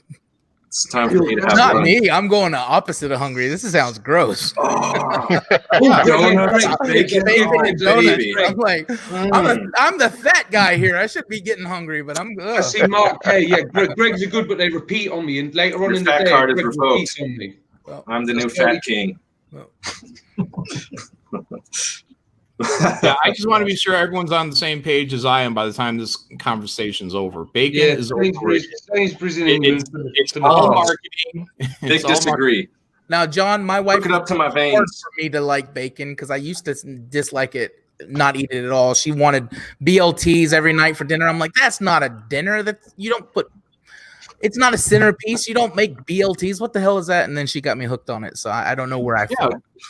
Look, it's not a bad food, and a BLT is pretty delicious. Yeah, but I it's like to single out bacon. There's like, so many like American Pie. Like it's not meals out there that bacon, an accessory. Like it's like everyone talking about I don't know salt or something. Oh God, I love salt. Love that salt. Like all right, okay, good. It's an enhancer. It's a meal Where do you enhancer. stand on fried chicken? BLT's got to be fresh though. Love fried chicken. I don't mind saying that. Love fried chicken, man. Better with bacon. I would say that 1,000 times more before bacon would even come to mind about how much more I love chicken. John, I make the best fried. Listen, Anna follows me on Instagram, right? Listen, ask Anna. She even messaged me the one time when I posted my fried chicken, and she was just like, "Holy shit, John, trust me, I make the best fried chicken. It's amazing." Yeah. All right, mail some over. Even better my when you're PO box. I'll get it quick. Yeah, no, guys, it's not a hate thing for bacon. It's just it's overrated. It's overmarketed. And when I showed that clip earlier, I don't know if you saw that, Captain Choka. That was from like I don't know the 30s, the 40s, and that dude was old talking about like a marketing scheme that was implemented probably back in like 1910 or 1920. You think with that kind of success from the bacon company that they're just going to stop marketing ideas from way back when? Hell no. Dan. Oh, damn it. Does Dan want to come in? Well, one of us They have been driving this into the culture, and now they got everybody just saying how much they love bacon. Hey, if Dan wants to come in, I'll head out. Ugh. You did Dan, it. You want did it? it, Joe. You just committed suicide. Here you go. Yeah. Bye, Joe. Yeah, bye. no worries. No worries. I'm hungry. I want to go have some lunch now. Nice meeting you, man. Yeah, it's good seeing you guys. Take care and go to theslaughter.com. Wait, what is it called? Theslaughter.com. Sign up. Okay. 48 pages, full color. Nice. Cool. Hail Joe. Hail Joe. Oh, you're muted. What check out smoking over there, Fragger? Check out his site for sure. What up, Captain Chokeout? How are you? How are you? How are you, sir? How are you? I backed your book. I think it was the first day. Excellent, man. Yeah, I'll follow you on IG. I think I'm 441 or 442. Yeah. I feel like I'm changing hearts and minds. But, you are. the bacon. Okay, Matt's really coming around. I can tell. You don't hate bacon. That's the only thing that I'm realizing now. You don't hate it. No. Okay. Okay. We'll agree It's there. the baby Yoda that's really, bringing our hearts and minds along. That's all it is, John. I hate Baby Yoda. What about bacon cooked in Jack Daniels? Ooh, worth a try. That's interesting. We're going to go and check and refresh where we're at on the Black Flag Pineapple Perception campaign. Congratulations on this. Thank you Congratulations, so much, man. It's been a So wild beautiful. ride, a fun ride. And now, like Uncle E says, it's like we're gamifying it. We're aiming for the 1,000 backers so we can have a bacon extravaganza. We're going to cook 4 types of bacon and pork jowl if we can find it. Pork jowl is the superior part of the pig. Hitting refresh right now, see where we're at. Oh, 906 backers, 76. We're on our way to 77,000, gang. Do we have a specific? Is there a specific category for different kinds of bacon? Because one thing I will say about us is we have a lot of choices for bacon. There's a lot of selections, flavors, cures. What Dan's dad was saying about there's good bacon and there's bad bacon is definitely a thing. Yeah. You get good. Yeah. There's pecan smoke, pecan wood smoke. There's applewood smoke. There's peppered bacon. There's thick cut. There's thin cut. Yeah. There's Canadian cut. There's turkey bacon, chicken bacon, European bacon, back bacon, and pork jowl. Dan, wasn't it you that said you won't eat bacon? Yep. You won't eat from Denny's anymore after you tried to give it to your dog or something like that? Yeah, I tried it. You remember Goldie and BB, man? Yeah, no, I remember that. I heard you tell that story. It popped into my head before you said it. I'm like, oh. Yeah. If an animal turns down bacon, they're either a pig. Oh no, a pig would eat bacon too. No, what am I saying? The thing is bacon was their favorite thing, and we were so happy to bring them home some bacon. And when they went up to it, looked at it, turned around, and went away from it, I was like, yo, this is probably not the thing I should ever eat. I feel bad for eating pigs. They're clever, but they taste so good. I've got a lot in England. I don't know if it's the same in the States. In England, a lot of my black mates they won't eat. Yeah, they think it's a filthy animal. They won't eat it. And I'm sorry, you're not even a rasta. Just stop it and eat it. It's nice. It's nice. I don't understand how you could smell bacon and not want it. It's like one of those scents where I'm like, yo, what's happening? Buttermilk Jones, thank you for the $1.99 super chat. I like what you did here with the wordplay. I've seen Malin wolfing down baconators at Wendy's. Wendy's Street. When I go to Wendy's, look, I just get I'm just a straight burger guy. I went to Burger King just the other day, but we've been making like regular trips to Burger King because it's just far enough away for like a reasonable car drive to get out of the house. I went on one of those today. But I always get the Whopper when I go there, and Whopper with cheese, by the way. Yeah. I have a question for you regarding Burger King. Mm-hmm. How do you think they're cooked? On a grill. I like a conveyor belt grill. My man, very well done. I worked at Burger King for a year, and I was very surprised because you see all these pictures of like a spatula flipping a burger and the flame and the grease. It's a hockey puck that you put on a grill that goes through a machine that spits it out. My buddy worked at Burger King. He let me in their kitchen one night late at night. Okay, so you got a bunch of kids. But I did work at McDonald's, and McDonald's has the actual flip grill flat. They do. Yeah. Mm-hmm. It's funny. But anyways, what I was getting at was I did order to change this up because much like your father, I was just having too much kicks. And so I grabbed something random on the menu. It was a double something, but it had bacon on it. It's pretty good.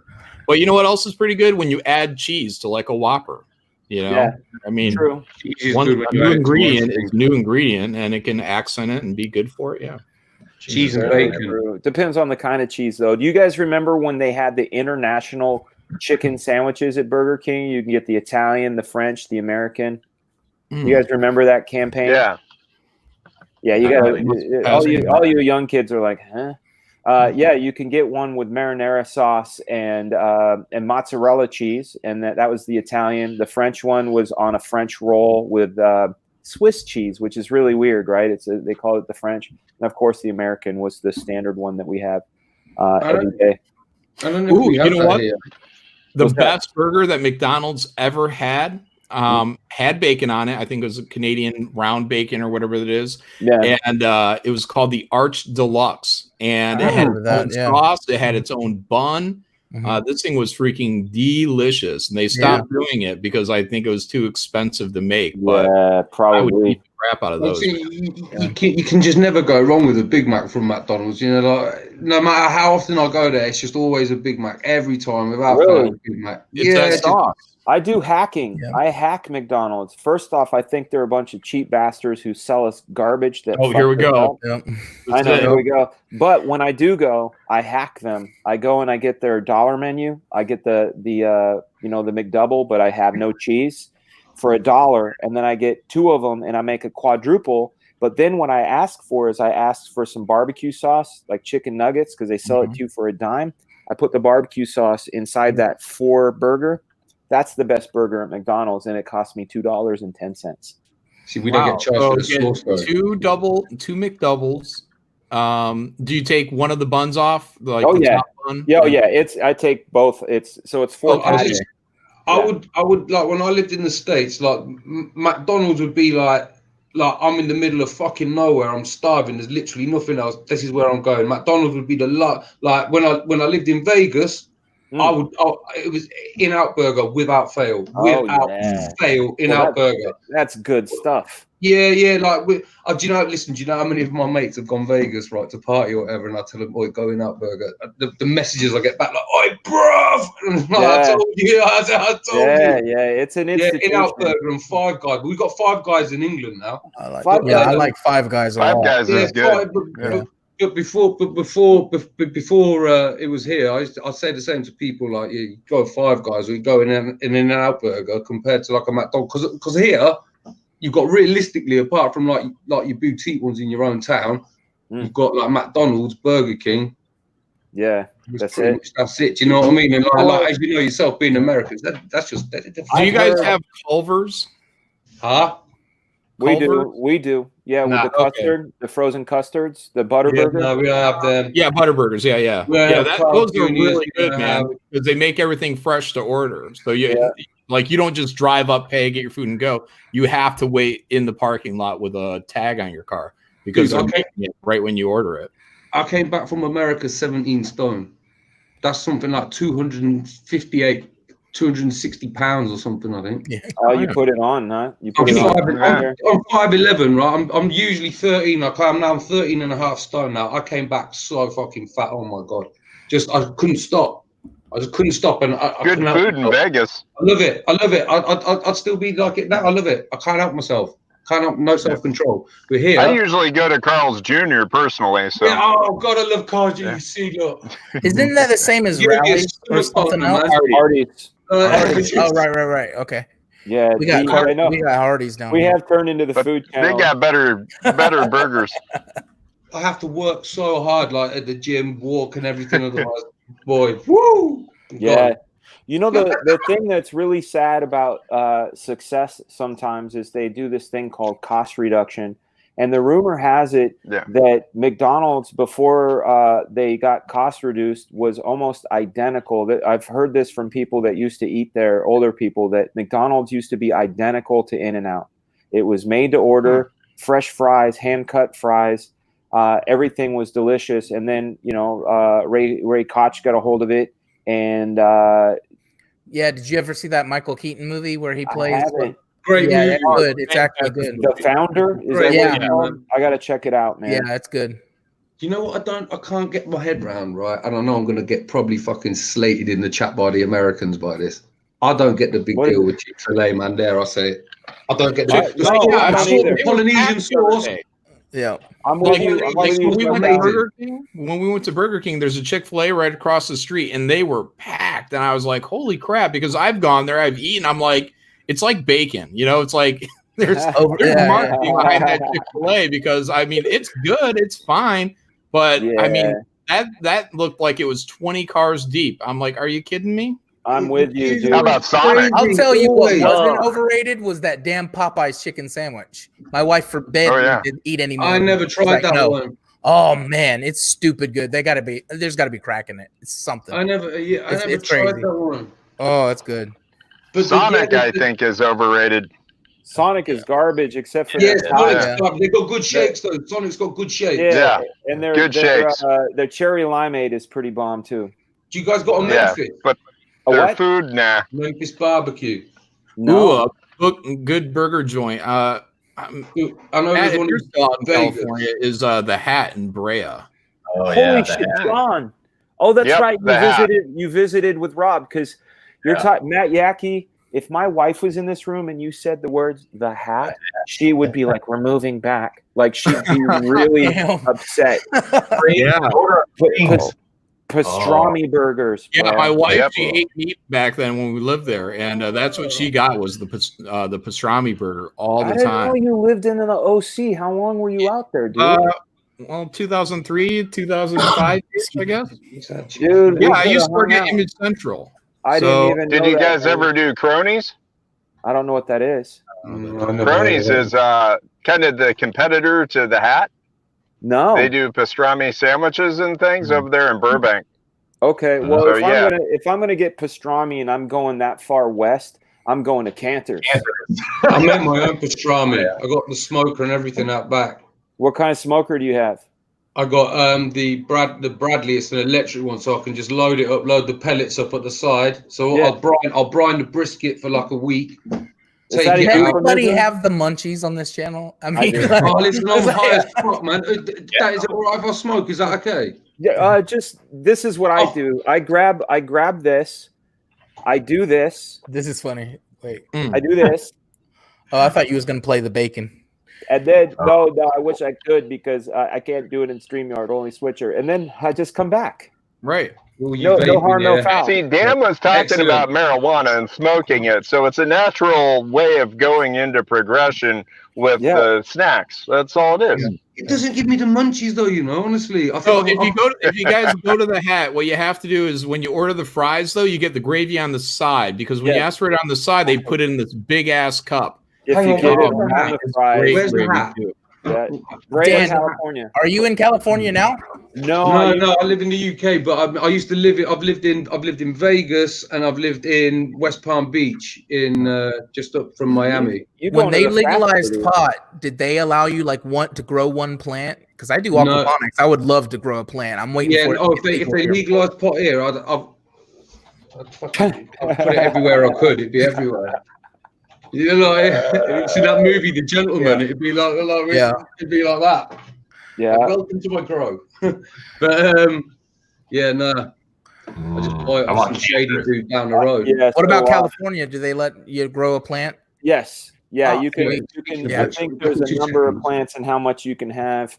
You know, the one of the things that was crazy about like Cantor's is the size of their food.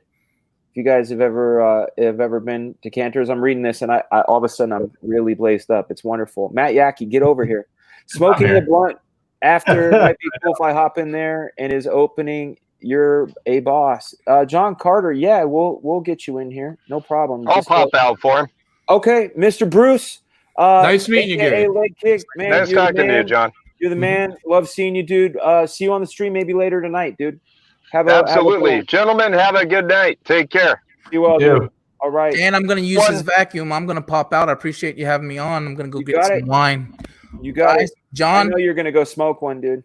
Yeah, Kodiak. I can't. I need to. I need to start. Praise the Lord. All right, man. Yep. Great to meet you, Uncanny Kodiak. Hopefully you're down to draw. Here, Yeah. This is my message. Say that we got off the thing. You said who inspires me or who helped. The other about a week ago, I was having trouble. My story has a lot of motorcycles, so I was paying attention to detail, and I wasn't getting it. So I used I think it was your cover or something you was inking, and you was like, man, I'm gonna have to. You ended up inking it yourself. You're like, I'm gonna have to get an inker for this. So I screenshotted it, and because I wanted to do some of the detail. I just wanted to ink some of the detail. I never finished it, never even come close, but it did get me a little more disciplined on getting in there and the detail of those motorcycles that I got to draw.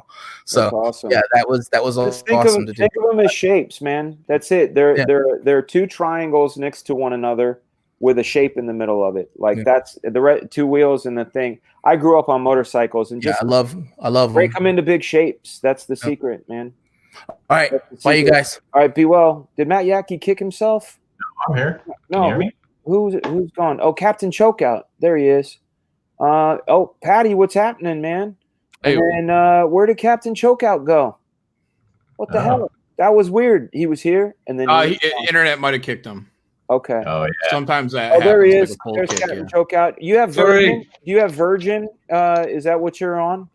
Because I was on Az's show yesterday, and it kicked him twice. On the hour. Yeah. Hey, I am John Carter from Mars. Link in the chat if you want to join us. We're going to go probably for another 15, 20 minutes. Then I'm going to go upstairs, help my lady with the baby.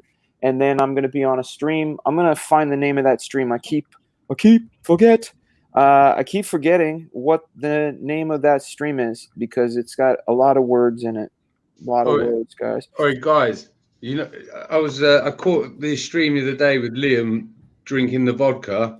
Oh, you saw that? How was that? I didn't see it, but I was hearing all the talk backwards and forwards afterwards, and I don't know how legit he did it. He's legit, dude. He's legit. I was gonna say, I don't know how legit he did it, but if anybody wants to go on YouTube now and put in man versus booze, there was an English dude here who had to basically stop because the media went at him, and he'd get a bottle and he'd break the seal in front of the camera, so you hear it snap, and then mate, he'd do a bottle of vodka, bottle of tequila, just down. Yeah, that's what people wanted Liam to do. Man versus booze. It's called on YouTube. There's 13 episodes, and he's crazy. He's fucking crazy. Yeah, I got sent that link recently. Yeah, they wanted to talk about that on Jack Show, as a matter of fact. Yeah, I see. Yeah, mate, it's crazy, mate. But yeah. All right, so I'm going to show you guys the show I'm going to be on at 7 tonight. Let's see. I got to go big here. Then I got to go to this one here. I got to paste it here. And it's called howtodrawcomics.net. So this is going to be tonight at 7 o'clock. It says it's going to be on live in 113 minutes. Set a reminder. I want to remember I'm on there because I might forget.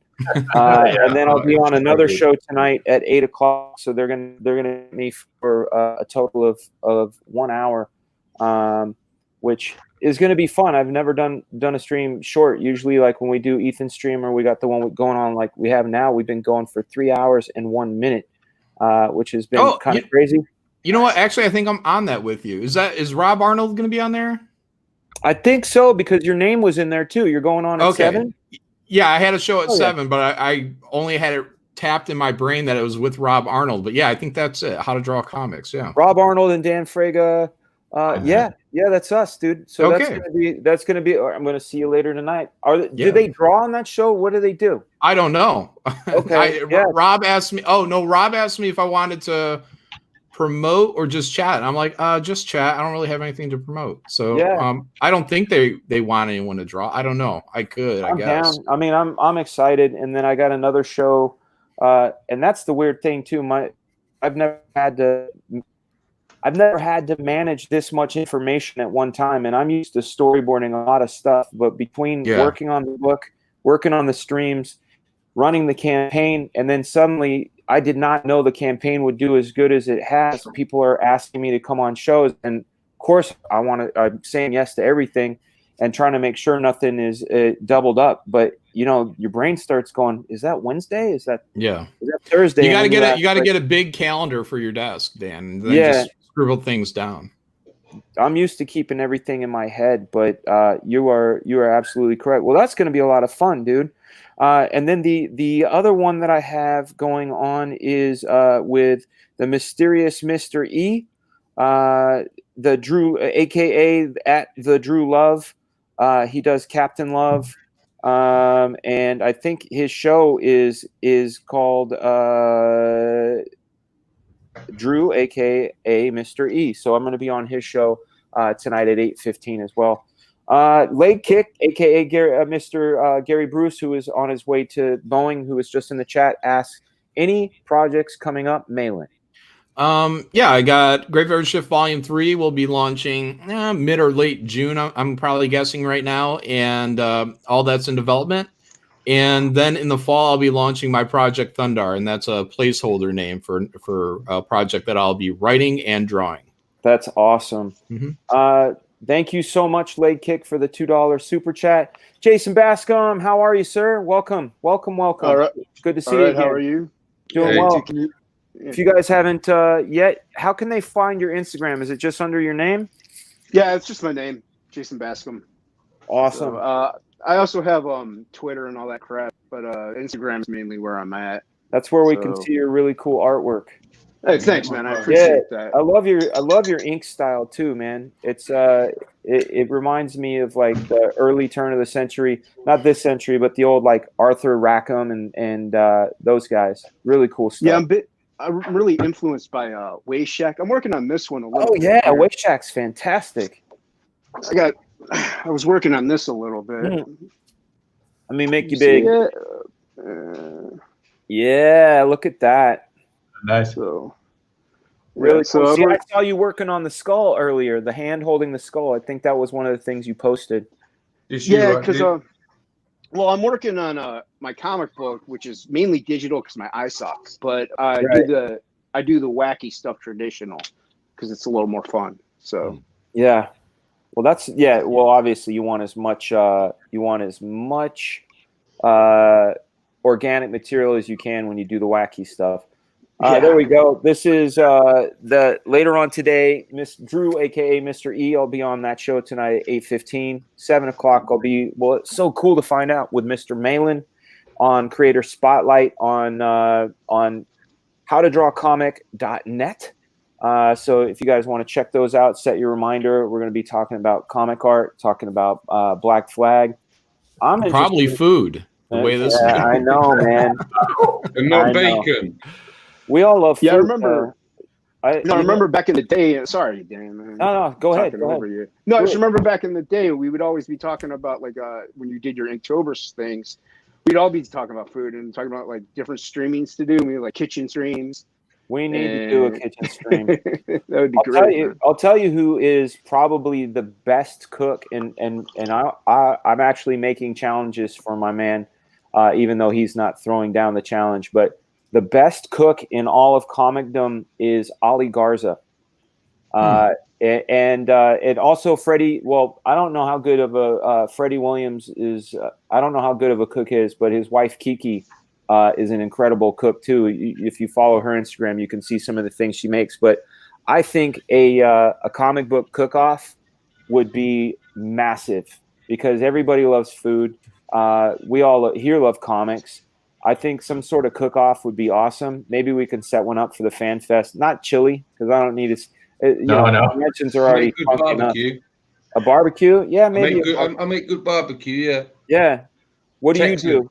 You do Texan. See, I have these weird, oh, look at Rooster Puncher. Look at that. You haven't eaten my food, Dan, he said. But I have smoked your Wade, and it's good. My barbecue skills are Matt's had my barbecue. We used to call them Fregacues. Yes. One of the weirdest things I use for barbecue sauce is I will I'll melt down butter, put minced garlic in it, a whole probably about 2 or 3 lemons, and a little bit of sugar to make sure it all sticks. And I use that as barbecue sauce on chicken.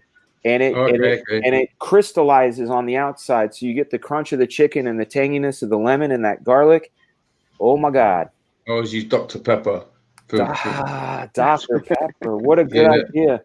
I love Dr. Pepper. When my wife makes roast beef, she'll soak it in coffee. What's up, Patty? Pulled pork in like root beer or Dr. Pepper, stuff like that. Yeah. You see, that's delicious. it. That's right. I put the coffee grinds. I put the coffee in the rub for my brisket. Yes. Yeah. Hey, John, do you remember Lucille's? Yeah, there's a Lucille's in Vegas. Okay, well, there's a Lucille's. John might be on pause right now, but there's a Lucille's in Brea that's literally, you can see it from the hat. Yeah. And they have Coca-Cola ham there. Oh, they've got their big smokers on display, right? Yes. Fucking love Lucille's. I don't know if I remember that. Okay, yeah, Lucille. Oh no, it was me. It was me. Okay. The 57. It's right where if sorry. you right across from the hat is the Brea Mall, but if you go over the 57, you have that Borders, the Denny's, yeah. and then that thing that looks like an old house. That was Lucille's, and Lucille's, man, they had the best. Do I remember Love's Barbecue? I don't. Oh yeah, I do. I don't remember Love's. I wish I did. Loves. Yeah, Never ate the there. Red Rock in Vegas does a Lucille's. Yeah, man. Yeah, I used to drive up to there all the time, man. I want to All the hear time. about now, John. Project Thundar. I'm not going to dig too much, but is it something that a subject matter you've drawn before, or is it one that you're really looking forward to doing? Oh, it's definitely something I'm looking forward to doing. It's something that that's where I actually want to be working at and building out a universe, something that I could be doing for the very long term, because it jumps genre as it jumps through time. So there'd be like a Western part, a modern day kind of superhero tale, and then in the future. But it's called Project Thundar as a placeholder because that was the bare bones beginning. It was being able to create a world where you could have wizards, warlocks, monsters, hot chicks, barbarians, and a cowboy and a robot, and none of it's out of place. That's exactly the mindset I had when I created Black Flag, dude. It's about finding. I call it the Marie Kondo principle of finding the joy. You know, the things that make you happy. That makes me happy. And so, when are we going to start seeing the first bits of that? I'll launch in the fall, but we'll probably start seeing some preliminaries and stuff like that. Probably a month or two out. Oh, I can't wait. Hopefully you can come on here and start promoting it, because I'm stoked to check that out, man. Sure, yeah. Yeah, Matt Yackey, how are you, sir? Good. Good. What's on your desk? I know one thing, pal. Yeah. We hit that stretch mark for that poster. I know. I need to get that line art. I will be getting that to you. I will be getting that. Oh, what did my dad? My dad's in the chat. Hold on a second, Dad. Do you want to come in? You're almost out of time. You can tell Captain Chokeout your Jason Statham story. Oh man. Okay. Okay, you guys. My dad wants me to tell you another story. So I worked on this film called Transporter 2, and and I got to hang out with Jason Statham like every day. We became pals, and it was really hot and humid there. And so I wore shorts, and I almost never wear shorts. I just don't like wearing shorts. I don't feel comfortable in shorts. But it was really hot and humid, so I started wearing shorts. But one of the things that's really strange, I'm doxing myself here, but I can't grow any body hair from my feet until about mid-calf. I'm just bald as a baby, and then I'm like hairy like a Sasquatch otherwise. So what I did... Dude, I'm the same way. I can't grow hair from my knees to my nipples. Oh, that's odd. That's really odd, dude. But you make up for it, though, right, Patty? You're like, fuck this, man. I'm making up. Patty, the CG Jesus. So what I did, because like there's a hard line there. There's like a fucking hard line. It's bald, and then it's like hair. Mm-hmm. So I was feeling kind of embarrassed. So I got the same clippers I used for my hair, and I did a sort of a high top fade. So you couldn't see the line, right? It would just kind of fade up into the hair, and like no one would notice. So, but Jason noticed. He said, "Oi, Freyga, you shave your ankles." And I said, "No, man, I don't shave my ankles." He goes, "You shave your ankles. Your name's not Freyga. Your name is Shankles." And I said, "Fuck." So for the rest of the entire production, my name was Shankles. So that's the story my dad wanted. What's he up to now? Say what? What's he up to now? I don't know. I know he was a bad guy or one of the characters in Expendables. I got to take a look. Really great. Wait, he did one with was it The Rock? Yeah, he did one with The Rock. Hobbs and Shaw. There you go. Yeah. There you go. Was he with Kelly then? With who? Kelly. Who's Kelly? Was that? Did he have a missus? Was his bird? Was that his bird? He didn't have a girlfriend at the time. Now I know he's with that Whitney Huntington or whatever her name is. But at the time, no. I mean, when I first met him, hopefully I'm not putting him on blast, but he was fucking a lot of bitches. He was putting in work as he should. But he was a scuba diver, you know, wasn't he? That's the scuba diver instructor. A martial arts champion of some sort of kickboxing. But I'll tell you, very few times I've met people that are cooler than any character they've ever played, and he's one of them. That guy is he's just cool. You know, he just mellow, friendly, not arrogant in any sort of way. It might be, you know, I have a buddy who works with a lot of MMA guys. He does a lot of the videos with MMA guys. He was telling me, he said, whether it was Conor McGregor or any of these other guys, that most of them are cool as a cucumber because they know they can snap your neck like a twig. You know, and having that power, you just, of course you can be cool, because you just look at them like, oh yeah, crack, done, you know. But he's one of the coolest dudes ever. I want to promote Hellseekers right now. Check out Rooster Punchers Hellseekers. It's coming soon. Hellseekers Terror in Texas. Sign up to the newsletter and get a postcard print. Oh, that's very kind. Very kind. A postcard print is a good thing to have. Cool. What does this say? Checkpoint. That should be the name for the barbarian dinosaur. Shankles. Yeah. Yeah. Good times. Well, guys, we're hitting 5:20. We have hit the 3:15 hour. We're going to check in into the campaign one more time. And if anybody has anything that they would like to promote, I would like to promote it. You tell me about it. Oh, this is one thing, man. This is some bragging rights real quick. Some of you guys in the chat have seen this. John, I want to tell you how excited I am about this shit. I woke up to this and I was like, yo, this is the coolest shit ever.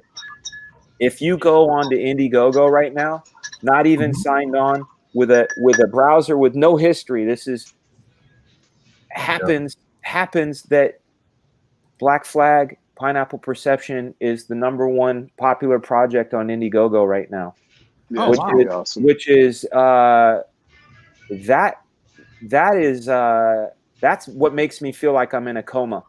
Yo, man, it's more than well deserved. You've been it's really, you deserve all of this. You've been cranking out the hard work and everything, and I'm not just sucking up. It's just really, you deserve it, man. It's been crazy, dude. It's been crazy. We're only 93 backers away from well, let's just call it the pork extravaganza. Let's not, rule. Let's not. Yeah, rule. I just looked it up incognito. It was the first one on there. Isn't that cool? Yeah, very cool. Congratulations. Thank you, sir. Super duper cool. Adam Post is in the house. Thank you, Adam Post. You and I will have a phone call. Maybe not today because I gotta go help the missus.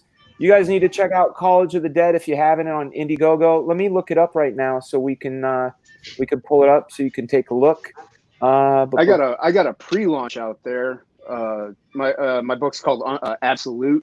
Unhinged Entertainment presents Absolute. Pre-launch. All right, hold on. Absolute. All right, Adam Post, College of the Dead funding. Let's pop that in the chat right now.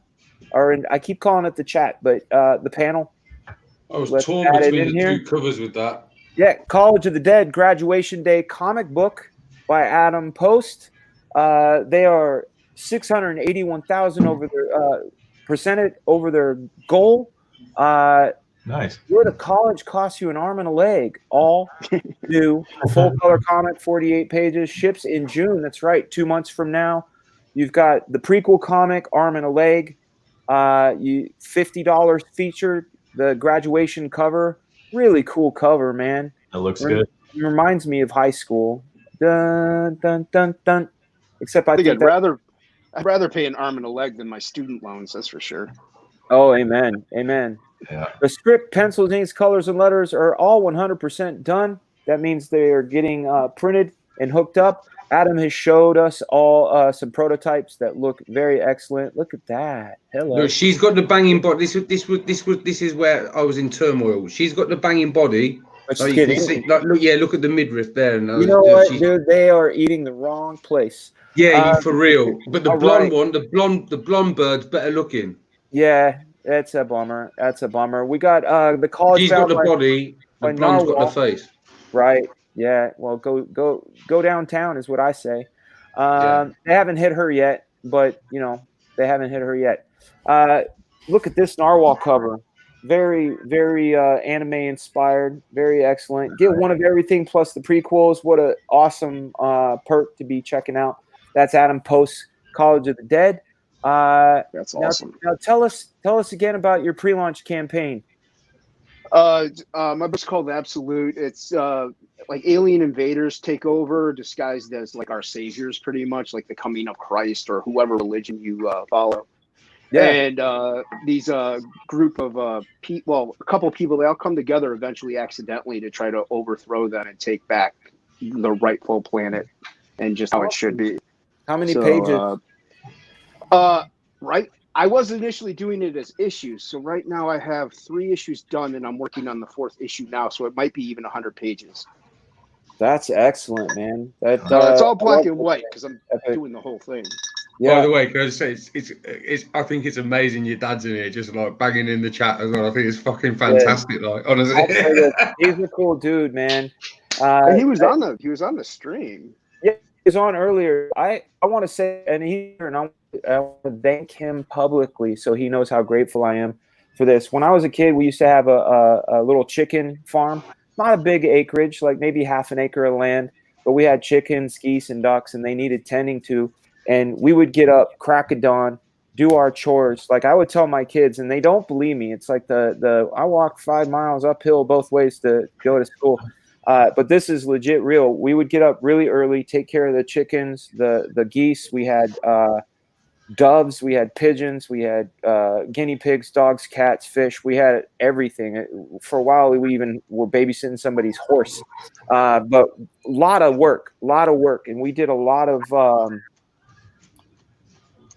hard work and a structured life. And I spent a lot of my time out there using my imagination, daydreaming, and filling my head with stuff. So not only did I learn structure and responsibility, I also built my imagination. So I owe that all to Pop Frega. So we give him some dap. Hail Pop Frega. Hail Pop Frega.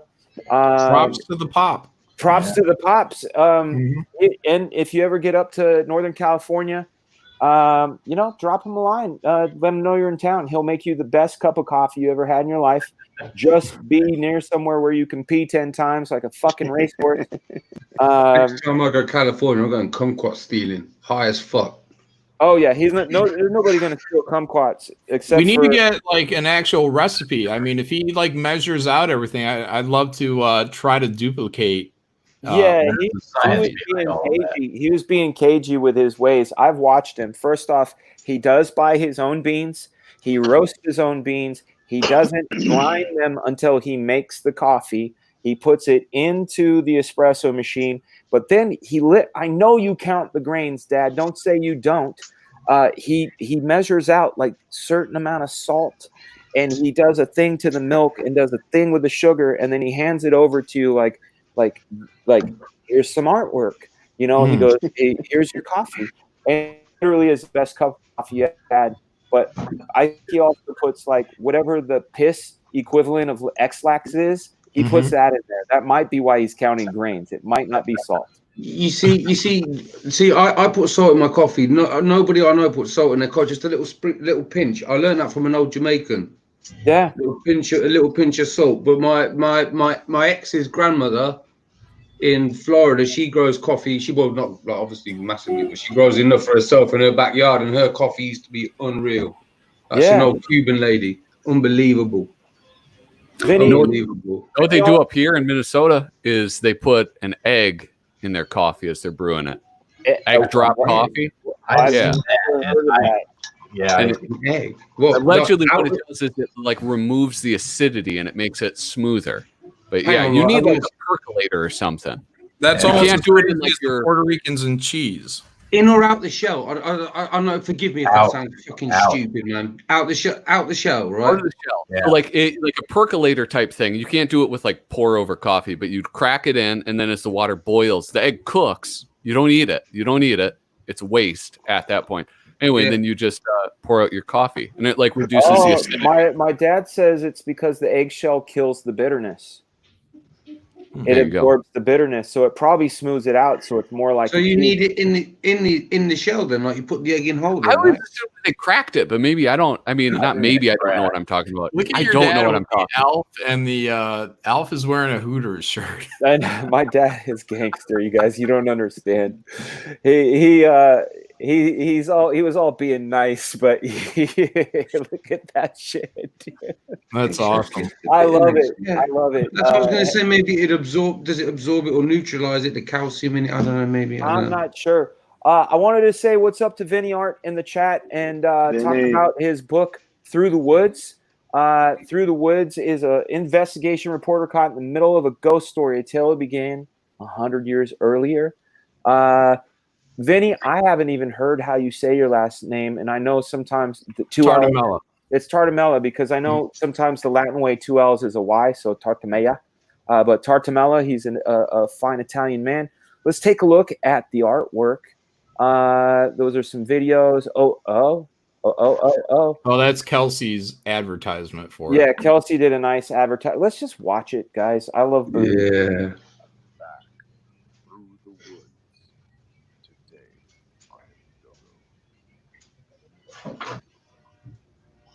Was that Witten? We couldn't hear it at all, but man, and I'm in Chrome. Yeah, well, it was very, very slight. I don't know. I think we have bad volume levels or something. I gotta figure it's loud as all get up over here. That's the weird thing. I wonder. I'm gonna search that out and see how to improve volume. Vinny's also known as the Booty King. He writes pencils, inks, colors this stuff. Incredible amount of work, gorgeous stuff. We got a Second Chance ash can. We've got the signed graphic novel. I want to see if his art of book is in here too. 98 pages, oversized hardcover. You can knock on it, big time. Original cover art. Get the original cover art. The first printing set. Look at that booty, teddy bears, popcorn, and booty. Can't go wrong. Definitely check out Through the Woods, guys. Beautiful work. Work. It comes. I'm going to say it comes Fregaboom endorsed for sure. Excellent. All right. I just put bovine lactation in my coffee. That's nasty, man. That's nasty. What is that? I'm just kidding. Are you drinking Jim Beam? What is that? No, that's Makers. No. Oh, Suntory time. Can you hold the glass up to your face real quick? I'm gonna make you big, choke out, and then I'm gonna do a scene from a movie. Just the glass. Hold it like you're a secret agent. Sorry. Hold it like you're a secret agent, like James Bond. More mystery. No, more mystery. Okay, awesome. It's Suntory time. Excellent. That's from Lost in Translation, Bill Murray. No, closer. More mystery. Yeah, I know. Good times, man. Oh, Vinny Art wants to let you know that Through the Woods is shipping right now. So get your copy of it and get it in your hands. That's right. That's a comic book that is coming to your door, not in a comic shop, not distributed by a frozen distributor, but a real, genuine Comicsgate distributor, Vinny himself. Excite to Mundo. All right, guys, we're going to close out. I want to thank everybody in the chat for joining. If you can, meet us at Comic Book. I keep fucking up the name of it, but John Malin and I are going to be on a fantastic show. Mods, if you want to pop the link in there for the show we're going to be on, we are going to be having a good time, hanging, talking comics, maybe food. It just happens, guys. You know, who doesn't like food except John Malin? He doesn't like bacon. We know you love bacon, but I'm changing the name for you, John. It's no longer the bacon extravaganza. It's the pork extravaganza. And when we hit 1,000 backers, Mrs. Frega is going to go out there. Sheila Allen, what's up? How you doing, lady? It is. Let me look it up. I keep forgetting the name of the channel because I'm a name and time. We need the time because we want to catch everybody. Got to right. Okay, here it is. Hold on, I got to look up. How to Draw Comics. That's the name of it. I should remember that, shouldn't I? It's yeah, How to Draw Comics, and that's the name. HowToDrawComics.net. At 7 p.m. in 85 minutes, we're going to be on there talking stuff, and then an hour after that, I will be on another show, which I know my mods have the thing to. It's with Drew, aka Mr. E, the Drew Love, who does Captain Love. You guys be great. Captain Chokeout, great to have you, man. Take care. It's great to be on with you guys. Talking food with you. That's right. Eddie Winkler knows with Clayton Barton. And we will see you guys later. Hail the chat. Hail chat. Hail thank you so much for everything. Comicsgate. And hey, John, what do you have to say about the planet that we live on? Flat Earth is real. Yeah.